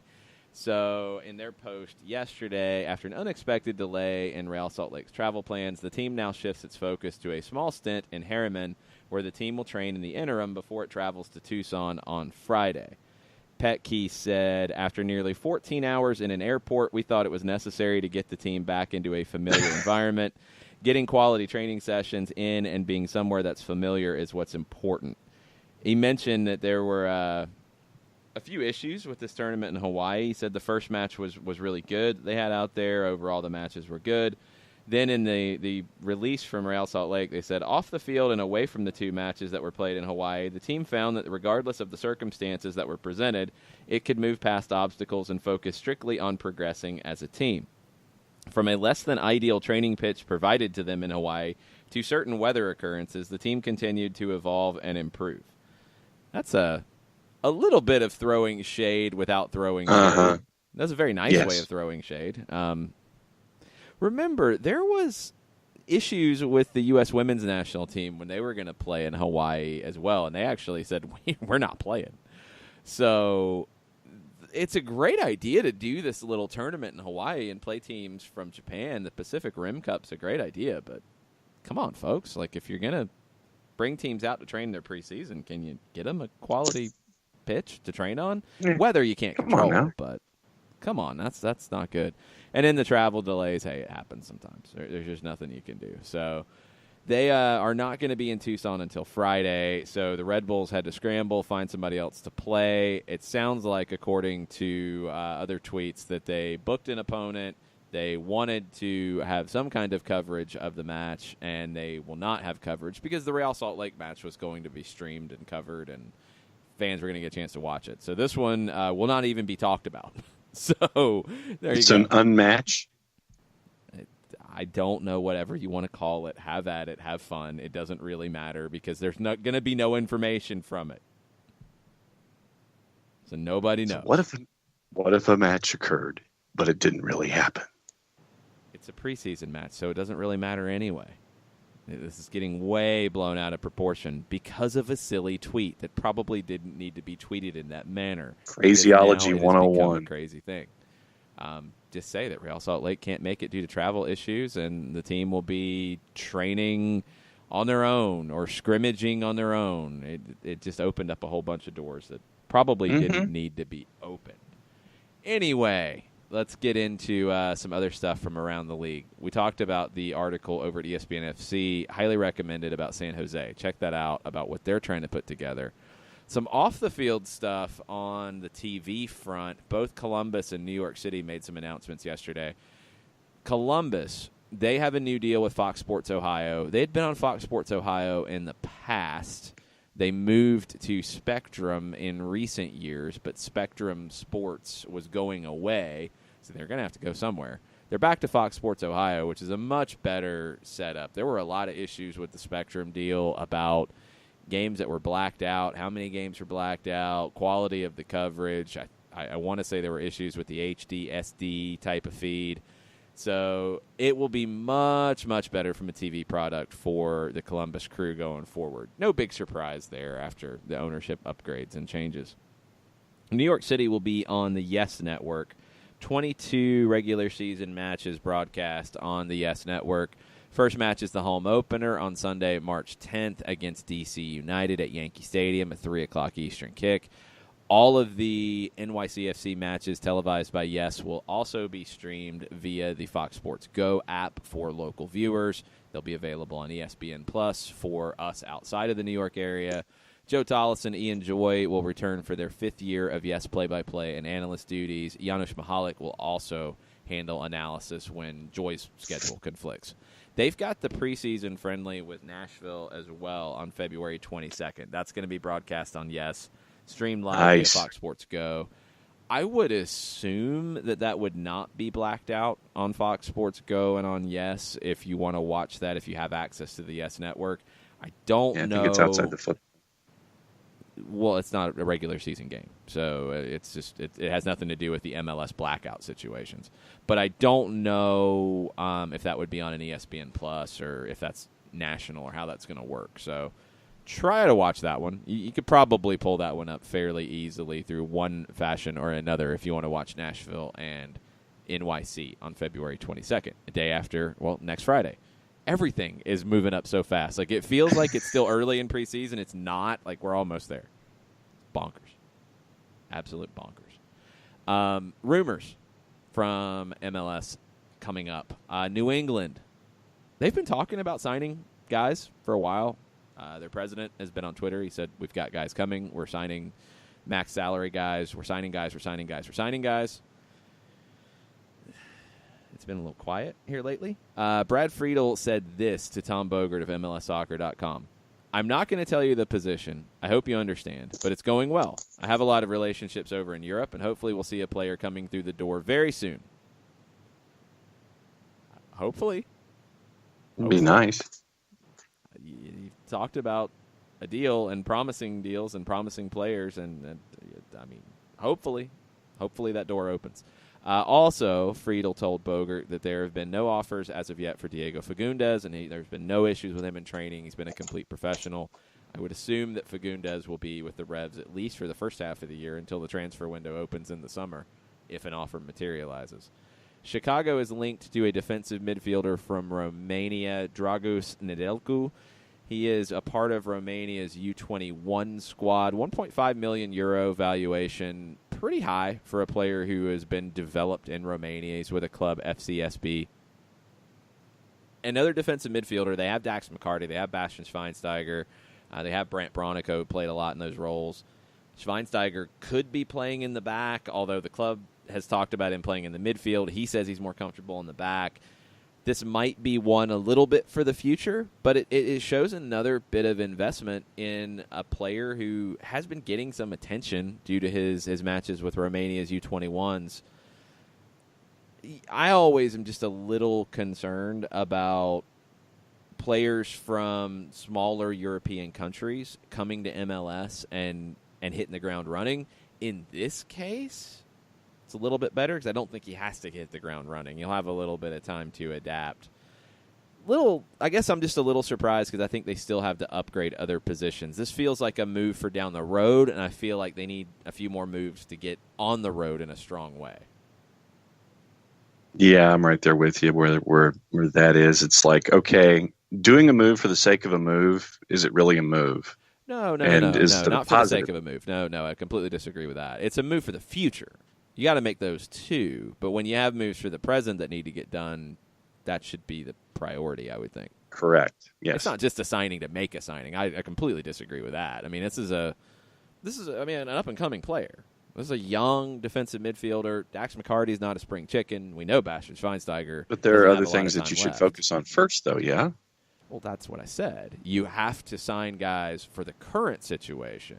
This is a smart move if you had other things in place first. And if there's other moves coming, cool. The Fire have been a little surprising lately. They've looked like a functional soccer club. This is a functional soccer club kind of move. I just worry about them defensively a little bit more, and I think if they can get another center back, they'd probably be in a little bit better shape currently. Dragos would feel like a guy maybe for next year, but if you can get him in and you've got the space under the cap and you can make it work and he can train under Dax McCarty and learn from Bastian Schweinsteiger, that's a great situation to be in. It's just not going to have as huge of an impact on the year this year unless you're going to play Schweinsteiger in the back. And if that's the case, then it's a different conversation all the way around. A head-scratcher a little bit is a move linked with the LA Galaxy. ESPN FC in Argentina is reporting that 26-year-old winger Ricardo Centurion is a possibility for the Galaxy. He's a left winger at Racing who is currently leading the Argentine league. He's valued at €3.5 million. He went to Racing for $6 million last January. I don't think Racing's going to sell him at a huge loss. That would make him a designated player. We know the Galaxy situation with designated players, even though everybody wanted to freak out about Atlanta United's designated player situation that got resolved. Lots of freaking out. Lots of no leverage. They don't have any leverage. They can't do anything. No. Galaxy still have 4 designated players. And the last we heard was that they were trying to restructure Giovanni Dos Santos' deal from $6 million to $1.5 and somehow make that work. I'm just saying, now you're linked to a guy that was sold for $6 million last January. There is a connection to Guillermo Barros Schelotto. It is a move that makes sense in that regard. But how do you make it work?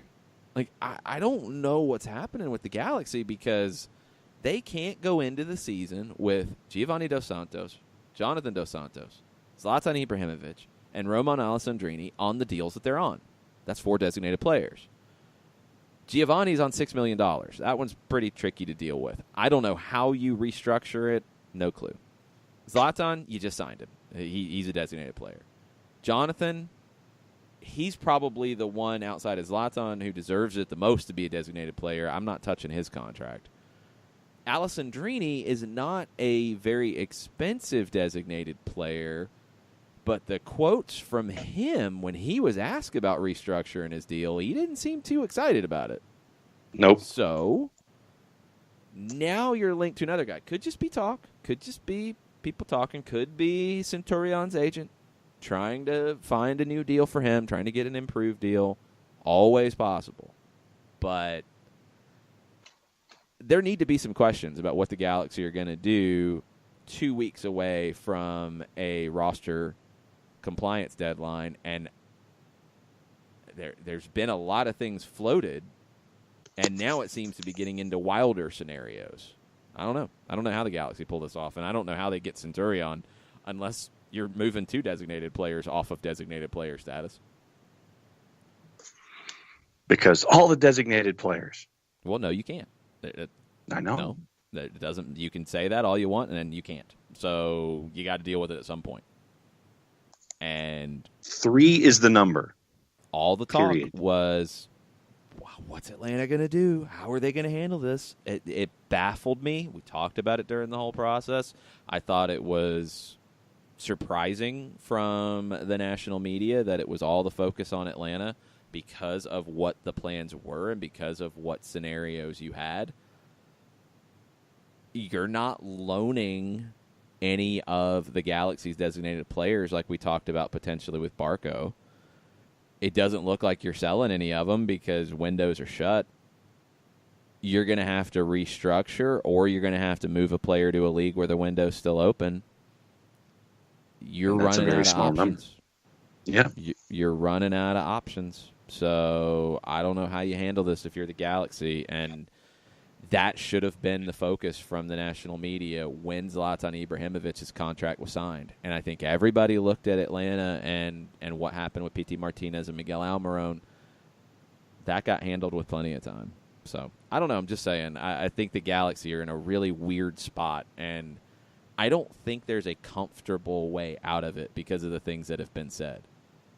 I mean, Alessandrini coming out and saying, yeah, I'm not really that interested in restructuring my deal, is a little surprising because his salary number is not that high. You could give him more years on it to stretch it and make it work, and actually, like, really not give him less money, just spread it over a couple more years. He gets more guaranteed years. The fact that he's going to say, I'm not really that happy about it, either he's trying to get more years and more money down the road, or he doesn't want to be there that long. Both of those are problems that are not easy to resolve, because he's the easiest one to fix with this from a restructuring a salary perspective. I don't know how you do it with Giovanni Dos Santos, and I don't think you're going to be allowed to pull off the we'll just buy out his contract and then re-sign him gig, which I think some people have floated out there. That is absolutely trying to bend the rules to get around a salary cap situation, and the league approves this stuff. I don't think they're going to allow it, and if they do, there should be a lot of talk about it, because that is completely bending the intent of the rules and of buying contracts out and designated players and all of it. So, going to be very, very, very, very interesting to see what happens in LA. Now they're being linked to other top players that I just don't know how they get them in. There was a link or a rumor about another forward from Boca Juniors as well. There's not as much to go on that. I don't know how you're going to make this stuff happen if you're the Galaxy. I think you're running out of time.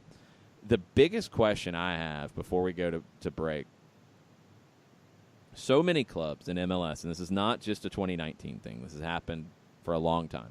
New England, they're trying to sign big-time guys. Well, it's February 14th, and you don't have big-time guys. Galaxy, trying to figure out their roster. They're also linked to big-time guys. Lots of teams trying to make big-time additions. Portland, trying to sign $10 million guys. You've been in preseason for 3 weeks. The season ended for Portland December 8th. For other teams, it ended a lot earlier. What were you doing?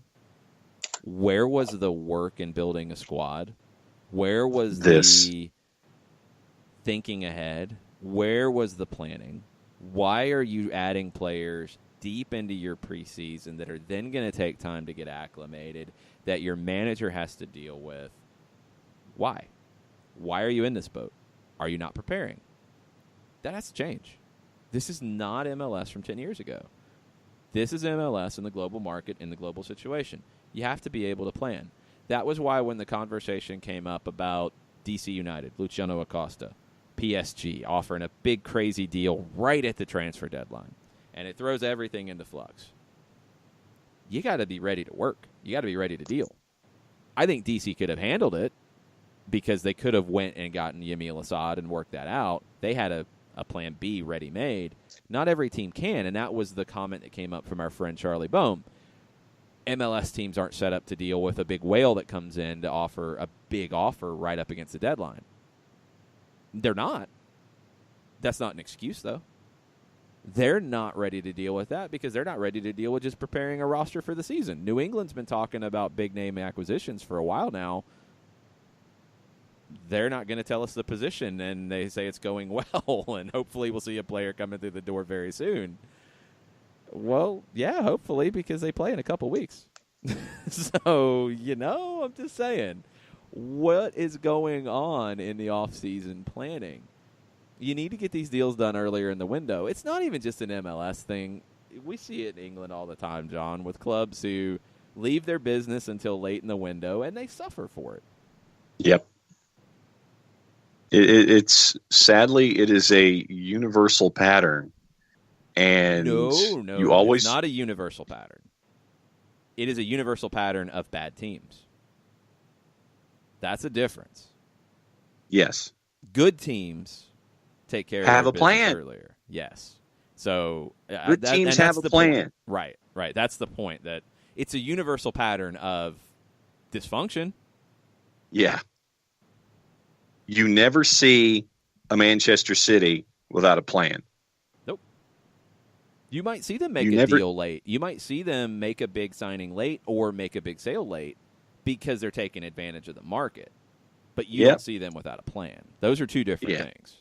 Yeah. You don't see them wishing that they could get player X at the end of a window.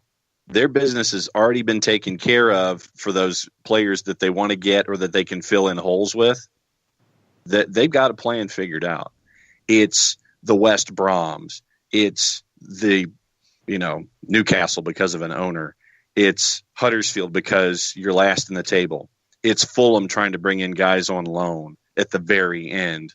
It's, a Crystal Palace trying to make sure that everybody's healthy. And then if they're not, then bringing somebody in. It's waiting till the bitter end, and it's always the teams at the bottom of tables or the middle of tables that wait till the bitter end when they should be proactive instead of reactive or sitting there and cramming for a test and then taking the test and wondering why they got a 62. Yeah, it's a bad look, and it needs to change for more MLS teams around the league. I think a few are planning and strategizing and are prepared for these situations. I don't think enough are, and it's going to hurt some teams early in the season. The teams that are ready, the teams that have depth, they're going to be the teams that take advantage of it. So we'll see what happens. It's going to be fun to watch. We're going to take a break, come back, more Thursday Thoughts after this. As a business owner, you know that every year brings new challenges and opportunities. The success of your business demands expertise and focus, and Country Financial can help you keep that focus by helping ensure you have the right insurance protection in place to meet your goals. Jason Wright can help you create a customized insurance plan that has coverages designed just for your business. Give Jason a call at 678-568-6871 or reach him on Facebook at Jason Wright Agency. Coverages vary by state. Policies issued by Country Mutual Insurance Company, Bloomington, Illinois.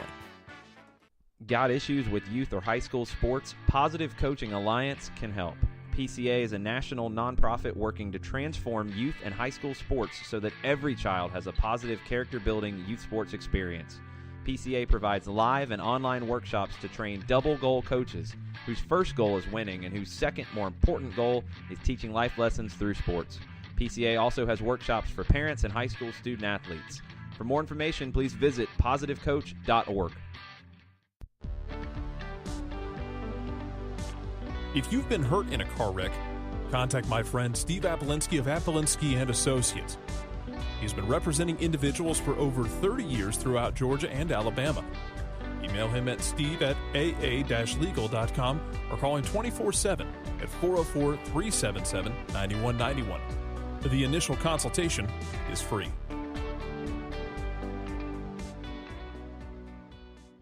I adopted Bento in 2010 from a shelter. This cat makes me make art. He's always motivating me to draw pictures of him. He just is motivating artistically. He's my best friend, but a lot of people know him as Keyboard Cat. Keyboard Cat, YouTube star and shelter pet. Amazing adoption stories start in shelters. Start yours today. Visit theshelterpetproject.org to find a pet near you. Brought to you by Maddie's Fund, the Humane Society of the United States, and the Ad Council. Welcome back. Thursday Thoughts. Yes, we'll have a little bit of stoppage time today. If you are on, again, the ESPN Coastal listening plan, you're listening to us and you're wondering, stoppage time, what's that? I'm only getting a 2-hour show. Check out the app, Soccer Down Here. It's available in the App Store, Android, iOS versions available. You can listen to us live there. You can also listen on demand. You get the full show, all the chaos, all the ridiculousness, all the weird food options that John throws at you. You get them all. You get all of it. Food Down Here will be at 3:30 in the afternoon on the third Friday of the month, and John will talk about steak sauce on scrambled eggs for an hour. That's, sir. It's never an issue with me. We never, apparently, so who was it? Who was it that chimed in and gave? No, we've got those. We're gonna save those. Okay. We've got some other important All right. business to take care of first because we want our friends in Brunswick and Savannah and Waycross to hear about Sky Blue FC. We talk about Sky Blue a lot. I kind of wish we didn't talk about Sky Blue a lot, not because I don't want to talk about the NWSL. I do. I don't want to talk about these aspects of the NWSL, and I don't want to talk about Sky Blue continuing to be ridiculous, and they're still ridiculous. Remember, the owner of Sky Blue FC is the governor of New Jersey. Sky Blue FC has been in lots of turmoil, maybe isn't the right word because I don't know if they think it's turmoil. They've been criticized very heavily for not really acting like a professional club and treating their players like professional athletes. Well, the team announced on Tuesday, after the 30-day thing where they said at the draft, their general manager, Tony Novo, said, we're going to have a big announcement about making big changes in 30 days. Well, they didn't. And then everybody called them on it. Then you get an announcement that the First Lady of New Jersey, Tammy Murphy, would take, quote, an active role in club activities. We are committed to improving the player experience and anticipate they will enjoy their upscale apartments and new furnishings. It's part of the statement. They increased the size of the team staff by 40%. How many people is that? 2? So you went from 5 to 7? I mean, maybe. They still had a job description posted on a job site for a volunteer assistant coach, by the way. That was there. They moved the team's administrative offices, quote, closer to the players' housing to provide the support our players deserve. Okay. They didn't specify where the team's headquarters would now be located either. Okay. Tammy Murphy's quote, we recognize there have been challenges, but I am looking forward to working with our team to create a climate of success. We are excited about the new players who are now part of the Sky Blue family, and we can't wait to see them join our returning players. But above all, we appreciate the dedications and loyalty of our fans. A couple things before we go to break. Real Salt Lake being stuck in an airport for 14 hours and not being able to play in a friendly match, those are some challenges. Bad weather in your preseason, those are some challenges. Being cheap is not a challenge. That's a decision by the club's ownership. Double wides and portable trailers. You're creating challenges for your players. You're making a decision on what to spend and maybe who to hire to use that budget in acting like a professional club. That's not a challenge. Go to the dictionary, look up the word challenge, think about it before you put a statement out like this, because that's a joke. That's an insult. That's an insult to the players and to the fans who have had to put up with this stuff. You've chosen not to spend money. You've chosen to either make bad hires, or people are not using the money you've allocated correctly. I don't know. I'm not behind the scenes. But these have been challenges. These have been mistakes. These have been bad things. These have been choices. No, this has been a joke because of the way you have chosen to run this club. It's not a challenge. It's a joke. And that needs to change. Hopefully, this is a step in the right direction, although we don't know where the team's administrative offices are now. They're closer to the players' housing to provide support. If you're putting the players in proper places to live, you shouldn't need to be closer to provide support. What does upscale apartment mean? What does new furnishings mean? You've added 40% more staff. We don't know how many people that is. You're still trying to hire a volunteer assistant coach. This stuff came out last summer. It's February 14th. You're about to start your preseason. Come on, Sky Blue. If you're going to do this, do it right. Please. The players deserve it. The NWSL deserves it. But the one thing you got right at the end of the statement, you appreciate the dedications and loyalty of your fans. That's nice. That's good. I'm glad you appreciate that. Can you do right by them, please? because your players, your fans who have stuck with you through this deserve it. They deserve better. Women's soccer deserves it. The NWSL deserves it. But your fans deserve it more than anybody because they've spent their money on this product. Your players have dedicated their time and taken this risk to work for you, knowing some of these things, hoping they would change. Change it. Make it better. Because this has been a joke. I hope it's not a joke anymore. The statement, I'm kind of still laughing. You know? It needs to be different. It needs to be better. Act professional, please. You're in a professional league. You are one of 9 professional women's soccer clubs in the United States. Act like it. It's time to grow up, Sky Blue. No more excuses. It is the governor of New Jersey and now the First Lady's reputation on the line. Come on. Seriously. Stop joking around. Let's take our final break, come back, we'll get set up for a little stoppage time and some weird food options and things like that after this. Today's show is presented by Appolinsky & Associates, personal injury lawyers with over 30 years of experience, supporters of Atlanta United, Faction, and Inter-Atlanta Youth Football Club. If you've been hurt in a wreck, contact Steve today at steve@aa-legal.com or call in 24/7 at 404-377-9191. The initial consultation is free. A ranger station. I'd like to report a bear hug. Okay. I put out my campfire and Smokey Bear hugged me. So you drowned the fire, you stirred it, drowned it again, and felt that it was cold? Uh-huh. Yeah, but he's just letting you know you did good.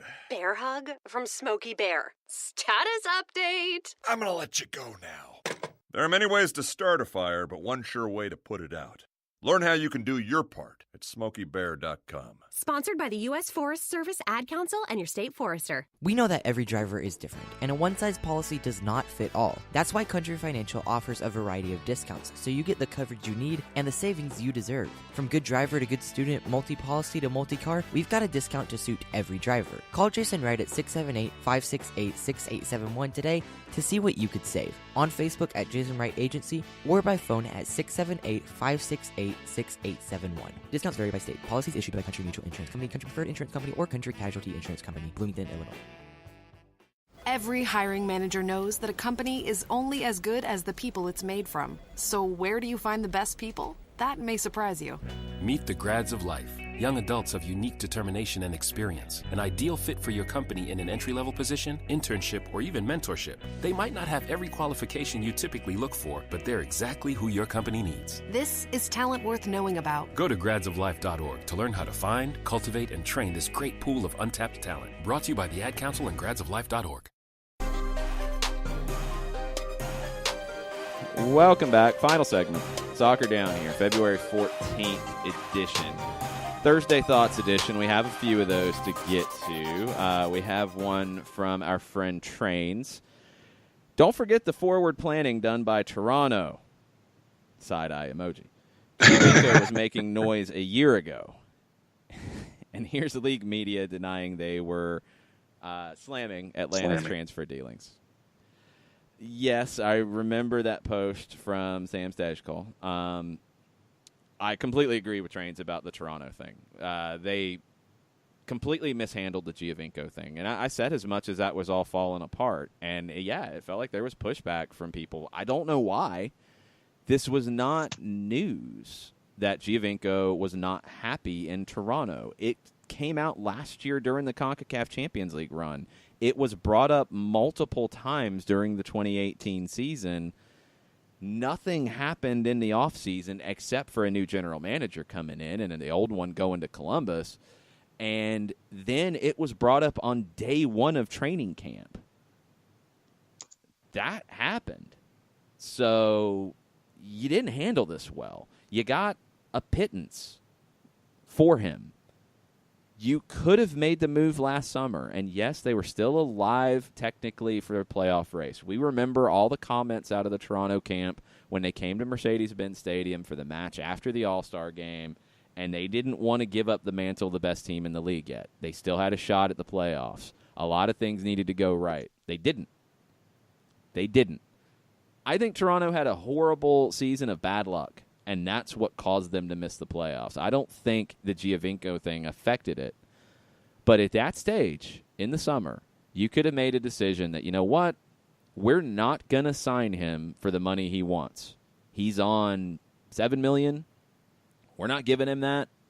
They said that he never backed down. His agents never backed down from that number, that he wasn't going to take a pay cut. I would hope that they would have known that last summer, and I would hope that they would have known at that point, we're not signing him for that. You could have went and got more money in the market for it. If you don't need the money, more power to you. But it doesn't look good to do it when you did in training camp after it started in that manner. It didn't look good when Giovinco ethered you on the way out the door. Ether. Go ask Nas about ether. Go ask Jay-Z about what he had to say. You don't want to be on that Summer Jam screen. Giovinco put Toronto FC on the Summer Jam screen for a long time. You don't want to get that diss publicly. They did because they didn't handle this well. They got a couple $1 million. They don't have another designated player yet because the window's closed in Europe. And the club they're trying to deal with doesn't want to sell a player because they're in the middle of a season. They didn't plan well. They did have a general manager leave. I don't know what Bezpachenko was doing at the end of the season in the summer window last year. I don't know if he already had his sights set on leaving. We don't know. It looks like they weren't prepared, and I don't think there's any reason to make excuses for them in this. It's going to hurt them this year. They're not going to be as strong as they could have been. They could have dealt with this a whole window sooner. They could have went into this window knowing we got X amount of money. This is a guy we want from Belgium. We're going to get it done in the transfer window. When that club can go out and replace him, it's a lot easier to do business that way. Now, you're scrapping and clawing and fighting, and you're getting ethered, and you're getting thrown on Summer Jam screens, and it's a bad time. It's a bad time for Toronto right now.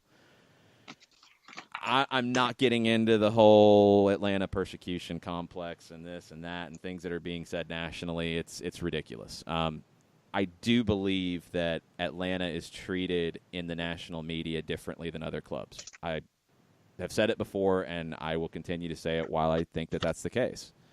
I don't know why. I don't know if it's just they're the new kids on the block. Maybe it is. That's fine. If that's it, that's fine. Hopefully that changes. I don't know why in these types of situations that other clubs get a pass that Atlanta was not at the time about the Miguel Almiron moves that felt like a pretty normal transfer anywhere else in the world. So, don't know. See what happens. We'll see. We'll see if Toronto gets Pozuelo. We'll see if that happens. It's not looking good. It's not going to be clean. Genk might ether Pozuelo out the door, so he might get thrown on a Summer Jam screen coming into Toronto. It's going to be a bit of a mess. So I don't know. Nathan Pugh, Thursday thoughts. Overall talent should trump World Cup experience. Talking about Herediano. North Korea played in the 2010 World Cup. Doesn't mean those players are actually any good. That's true. Atlanta should beat Herediano. I think Atlanta's a favorite. I do. Yep, I think Atlanta should take care of business here. You have a club coming in bad form. You have a club with World Cup experience. However, you have an older team. You have a team that doesn't have a lot of confidence at the moment. They are in crisis. They are in a tough spot at the moment. They just had to scramble to beat a team that's in last place in the league and is the worst version of themselves that has been seen in recent years. So Atlanta should take care of business here. Doesn't mean they will. They should. You do that. You build some confidence early in the season. You have your MLS kickoff, and then you get ready to face Monterrey, which is going to be a huge different challenge because Monterrey, to me, is the favorite in the tournament. And Atlanta is, if not the second favorite, maybe the third favorite behind Tigres. Well, you're going to have two of the top favorites in the tournament facing off in the quarterfinals. Not ideal. I think Concacaf would have loved to have seen the bracket work out differently and have an Atlanta-Monterrey final. but you deal with the cards that are dealt to you, and you have to be ready for that. So this Herediano series, you want to take care of business as early as possible. You want to put them away as early as possible. You'd like to be able to rest some players. You don't want to stress. And you want to get ready for Monterrey and get ready for your regular season. It's going to be fun. I'm just glad we're going to have matches to talk about. I will be glad when we can stop talking about leverage and we can start talking about matches. Well, and we're talking about matches in mid-February as opposed to early to mid-March. Yes, I am completely there. Real matches. Real matches. El Mataflow posts the video of Monty Python's Holy Hand Grenade to compare it to the MLS roster rules to the LA Galaxy. That's a good pull. I like that, El Mataflow. The number is 3. The number is 3. The number can be 2 if it's on his way to 3. 4 is right out. Bartimus Prime with a Thursday deep thought. What if U.S. Soccer and or MLS invested $1 million into a Hawaii soccer facility plus pop-up stadium? Could be like Keno or Phoenix Rising. That would be interesting. It'd be hard to have a club there just because of the travel. I mean, you're going to have a pretty deep budget. The NASL tried it back in the really wild, weird days of the mid-'70s. Team Hawaii did not last very long. It didn't go very well. Could you have a training facility plus the pop-up kind of modular stadium? Yeah. I don't know what you get into like with a modular stadium and materials and all that costs in getting it to Hawaii. That might be a bit of an issue that is way above my pay grade. But, yeah, because you create these types of opportunities to do a preseason tournament, postseason tournament, midseason tournament, whatever, and you can involve the teams from Asia where there is a lot of money in that market. And you can play games midway point against top teams from the J-League, top teams from the Australian League, top teams from Korea, top teams from China. It'd be really interesting. Do it at the place that they had do it at the place that they held the old Oahu Bowl, the stadium up in the mountains. The Oahu. I don't remember that one. I was thinking the Aloha Bowl. Not on that magic carpet. But no, there was a second bowl game that they had as a part of that weekend where you had the Aloha and then you had the Oahu, and the Oahu was played at a facility that might have held 10, and it was grass, and it was a very homey look to it. So I would have said that joint. I'll have to go back and look at that one because I don't remember it. Joe Bost is still concerned about your food options, John. Blown away by my food options. I was trying to be politically correct and be nice about it. So John doesn't like salted cheesy bread, Coke, Brunswick stew, and puts barbecue sauce on eggs. This is just overwhelming to me. Rebuttal, John? I grew up with too much salt on my food. So, I can really taste it when there is what I would perceive to be too much salt. So I've never been a salt person. If you can't cook something or make something and appreciate it in its natural cooked habitat, then why do you need to add stuff? I mean, I'll add pepper occasionally, but salt just completely blows the flow of the whole thing. Don't go to Poutineville when you go to Montreal. Don't go to Poutine, period, because you talk about some salt. Woo! Oh, yeah. Yeah. Swiss Chalet was kind of pushing the limit for me when I would go to Toronto. Enough salt that will make you feel hungover the next day. Ugh, salt hangovers. Oof. It's a salt hangover from Poutineville. Oof. You need to get a jug of water with the poutine. Crazy. Yeah, see, I can't. That's too much. Okay, Can't do Chris that. Berry bit on your Thursday Thoughts question that opened the show with an odd option for food that he prefers and he likes. I'm not overwhelmed. I'm not freaked out, but I'm slightly Get the question weirded out. mark. You get the question mark thought bubble over your head? I have the question mark gif going through my head right now. Chris says, give cream cheese and peanut butter on a toasted bagel a try. Also, cream cheese and jelly is another good option. Yeah. I mean, I'd go cream cheese and jelly, but that gets too busy for me. So for me, it's either on a bagel, for me, it's cream cheese. And it's got to be the plain Philly. It can't be anything that's like, you're adding flavors and things to cream cheese. If you can't do it right, then to me, there's no point of the cream cheese.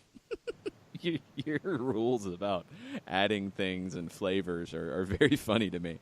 I like some of the flavored cream cheeses. They're good. There's like an herb one that is pretty good stuff. I'm down with that. Yeah, the garlic and herb cream cheese. Yeah, that's a good one. Cream cheese and jelly, yeah, that seems okay. I would give fine. it a go. Yeah, cream cheese I'm down and with peanut that. butter seems weird consistency wise. I love Yeah, peanut butter. you got I love thick. cream cheese. You've got Just don't know thick about 'em upon together. thick, and I mean, you could probably put a mountain of peanut butter and cream cheese on a bagel because of the consistency of both. But then, you got to figure out how you can play with both of them on the bagel. Yeah, that's gonna be an odd But one. that's to a bring meal. together. That's a meal in itself. Yeah, it's going to fill you up, that's for sure. Okay, we have an announcement from the champions, Concacaf. Hold on. This is pretty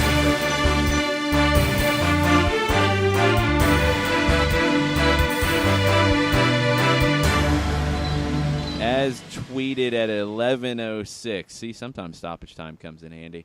Concacaf, the champions, which is the Twitter tag for the Champions League of Concacaf, which I love that they got the champions as the Twitter handle. They beat UEFA to it. That's good work. Beat UEFA.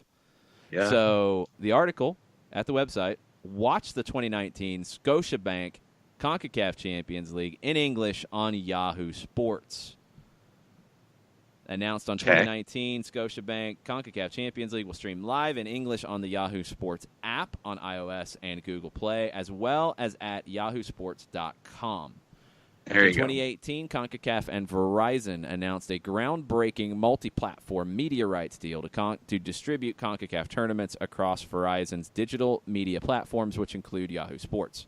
The deal gave Verizon exclusive English-language rights to distribute multiple Confederation tournaments in the United States, as well as rights to distribute on digital and mobile devices in Canada, Mexico, and the Caribbean, including the Scotiabank CONCACAF Champions League.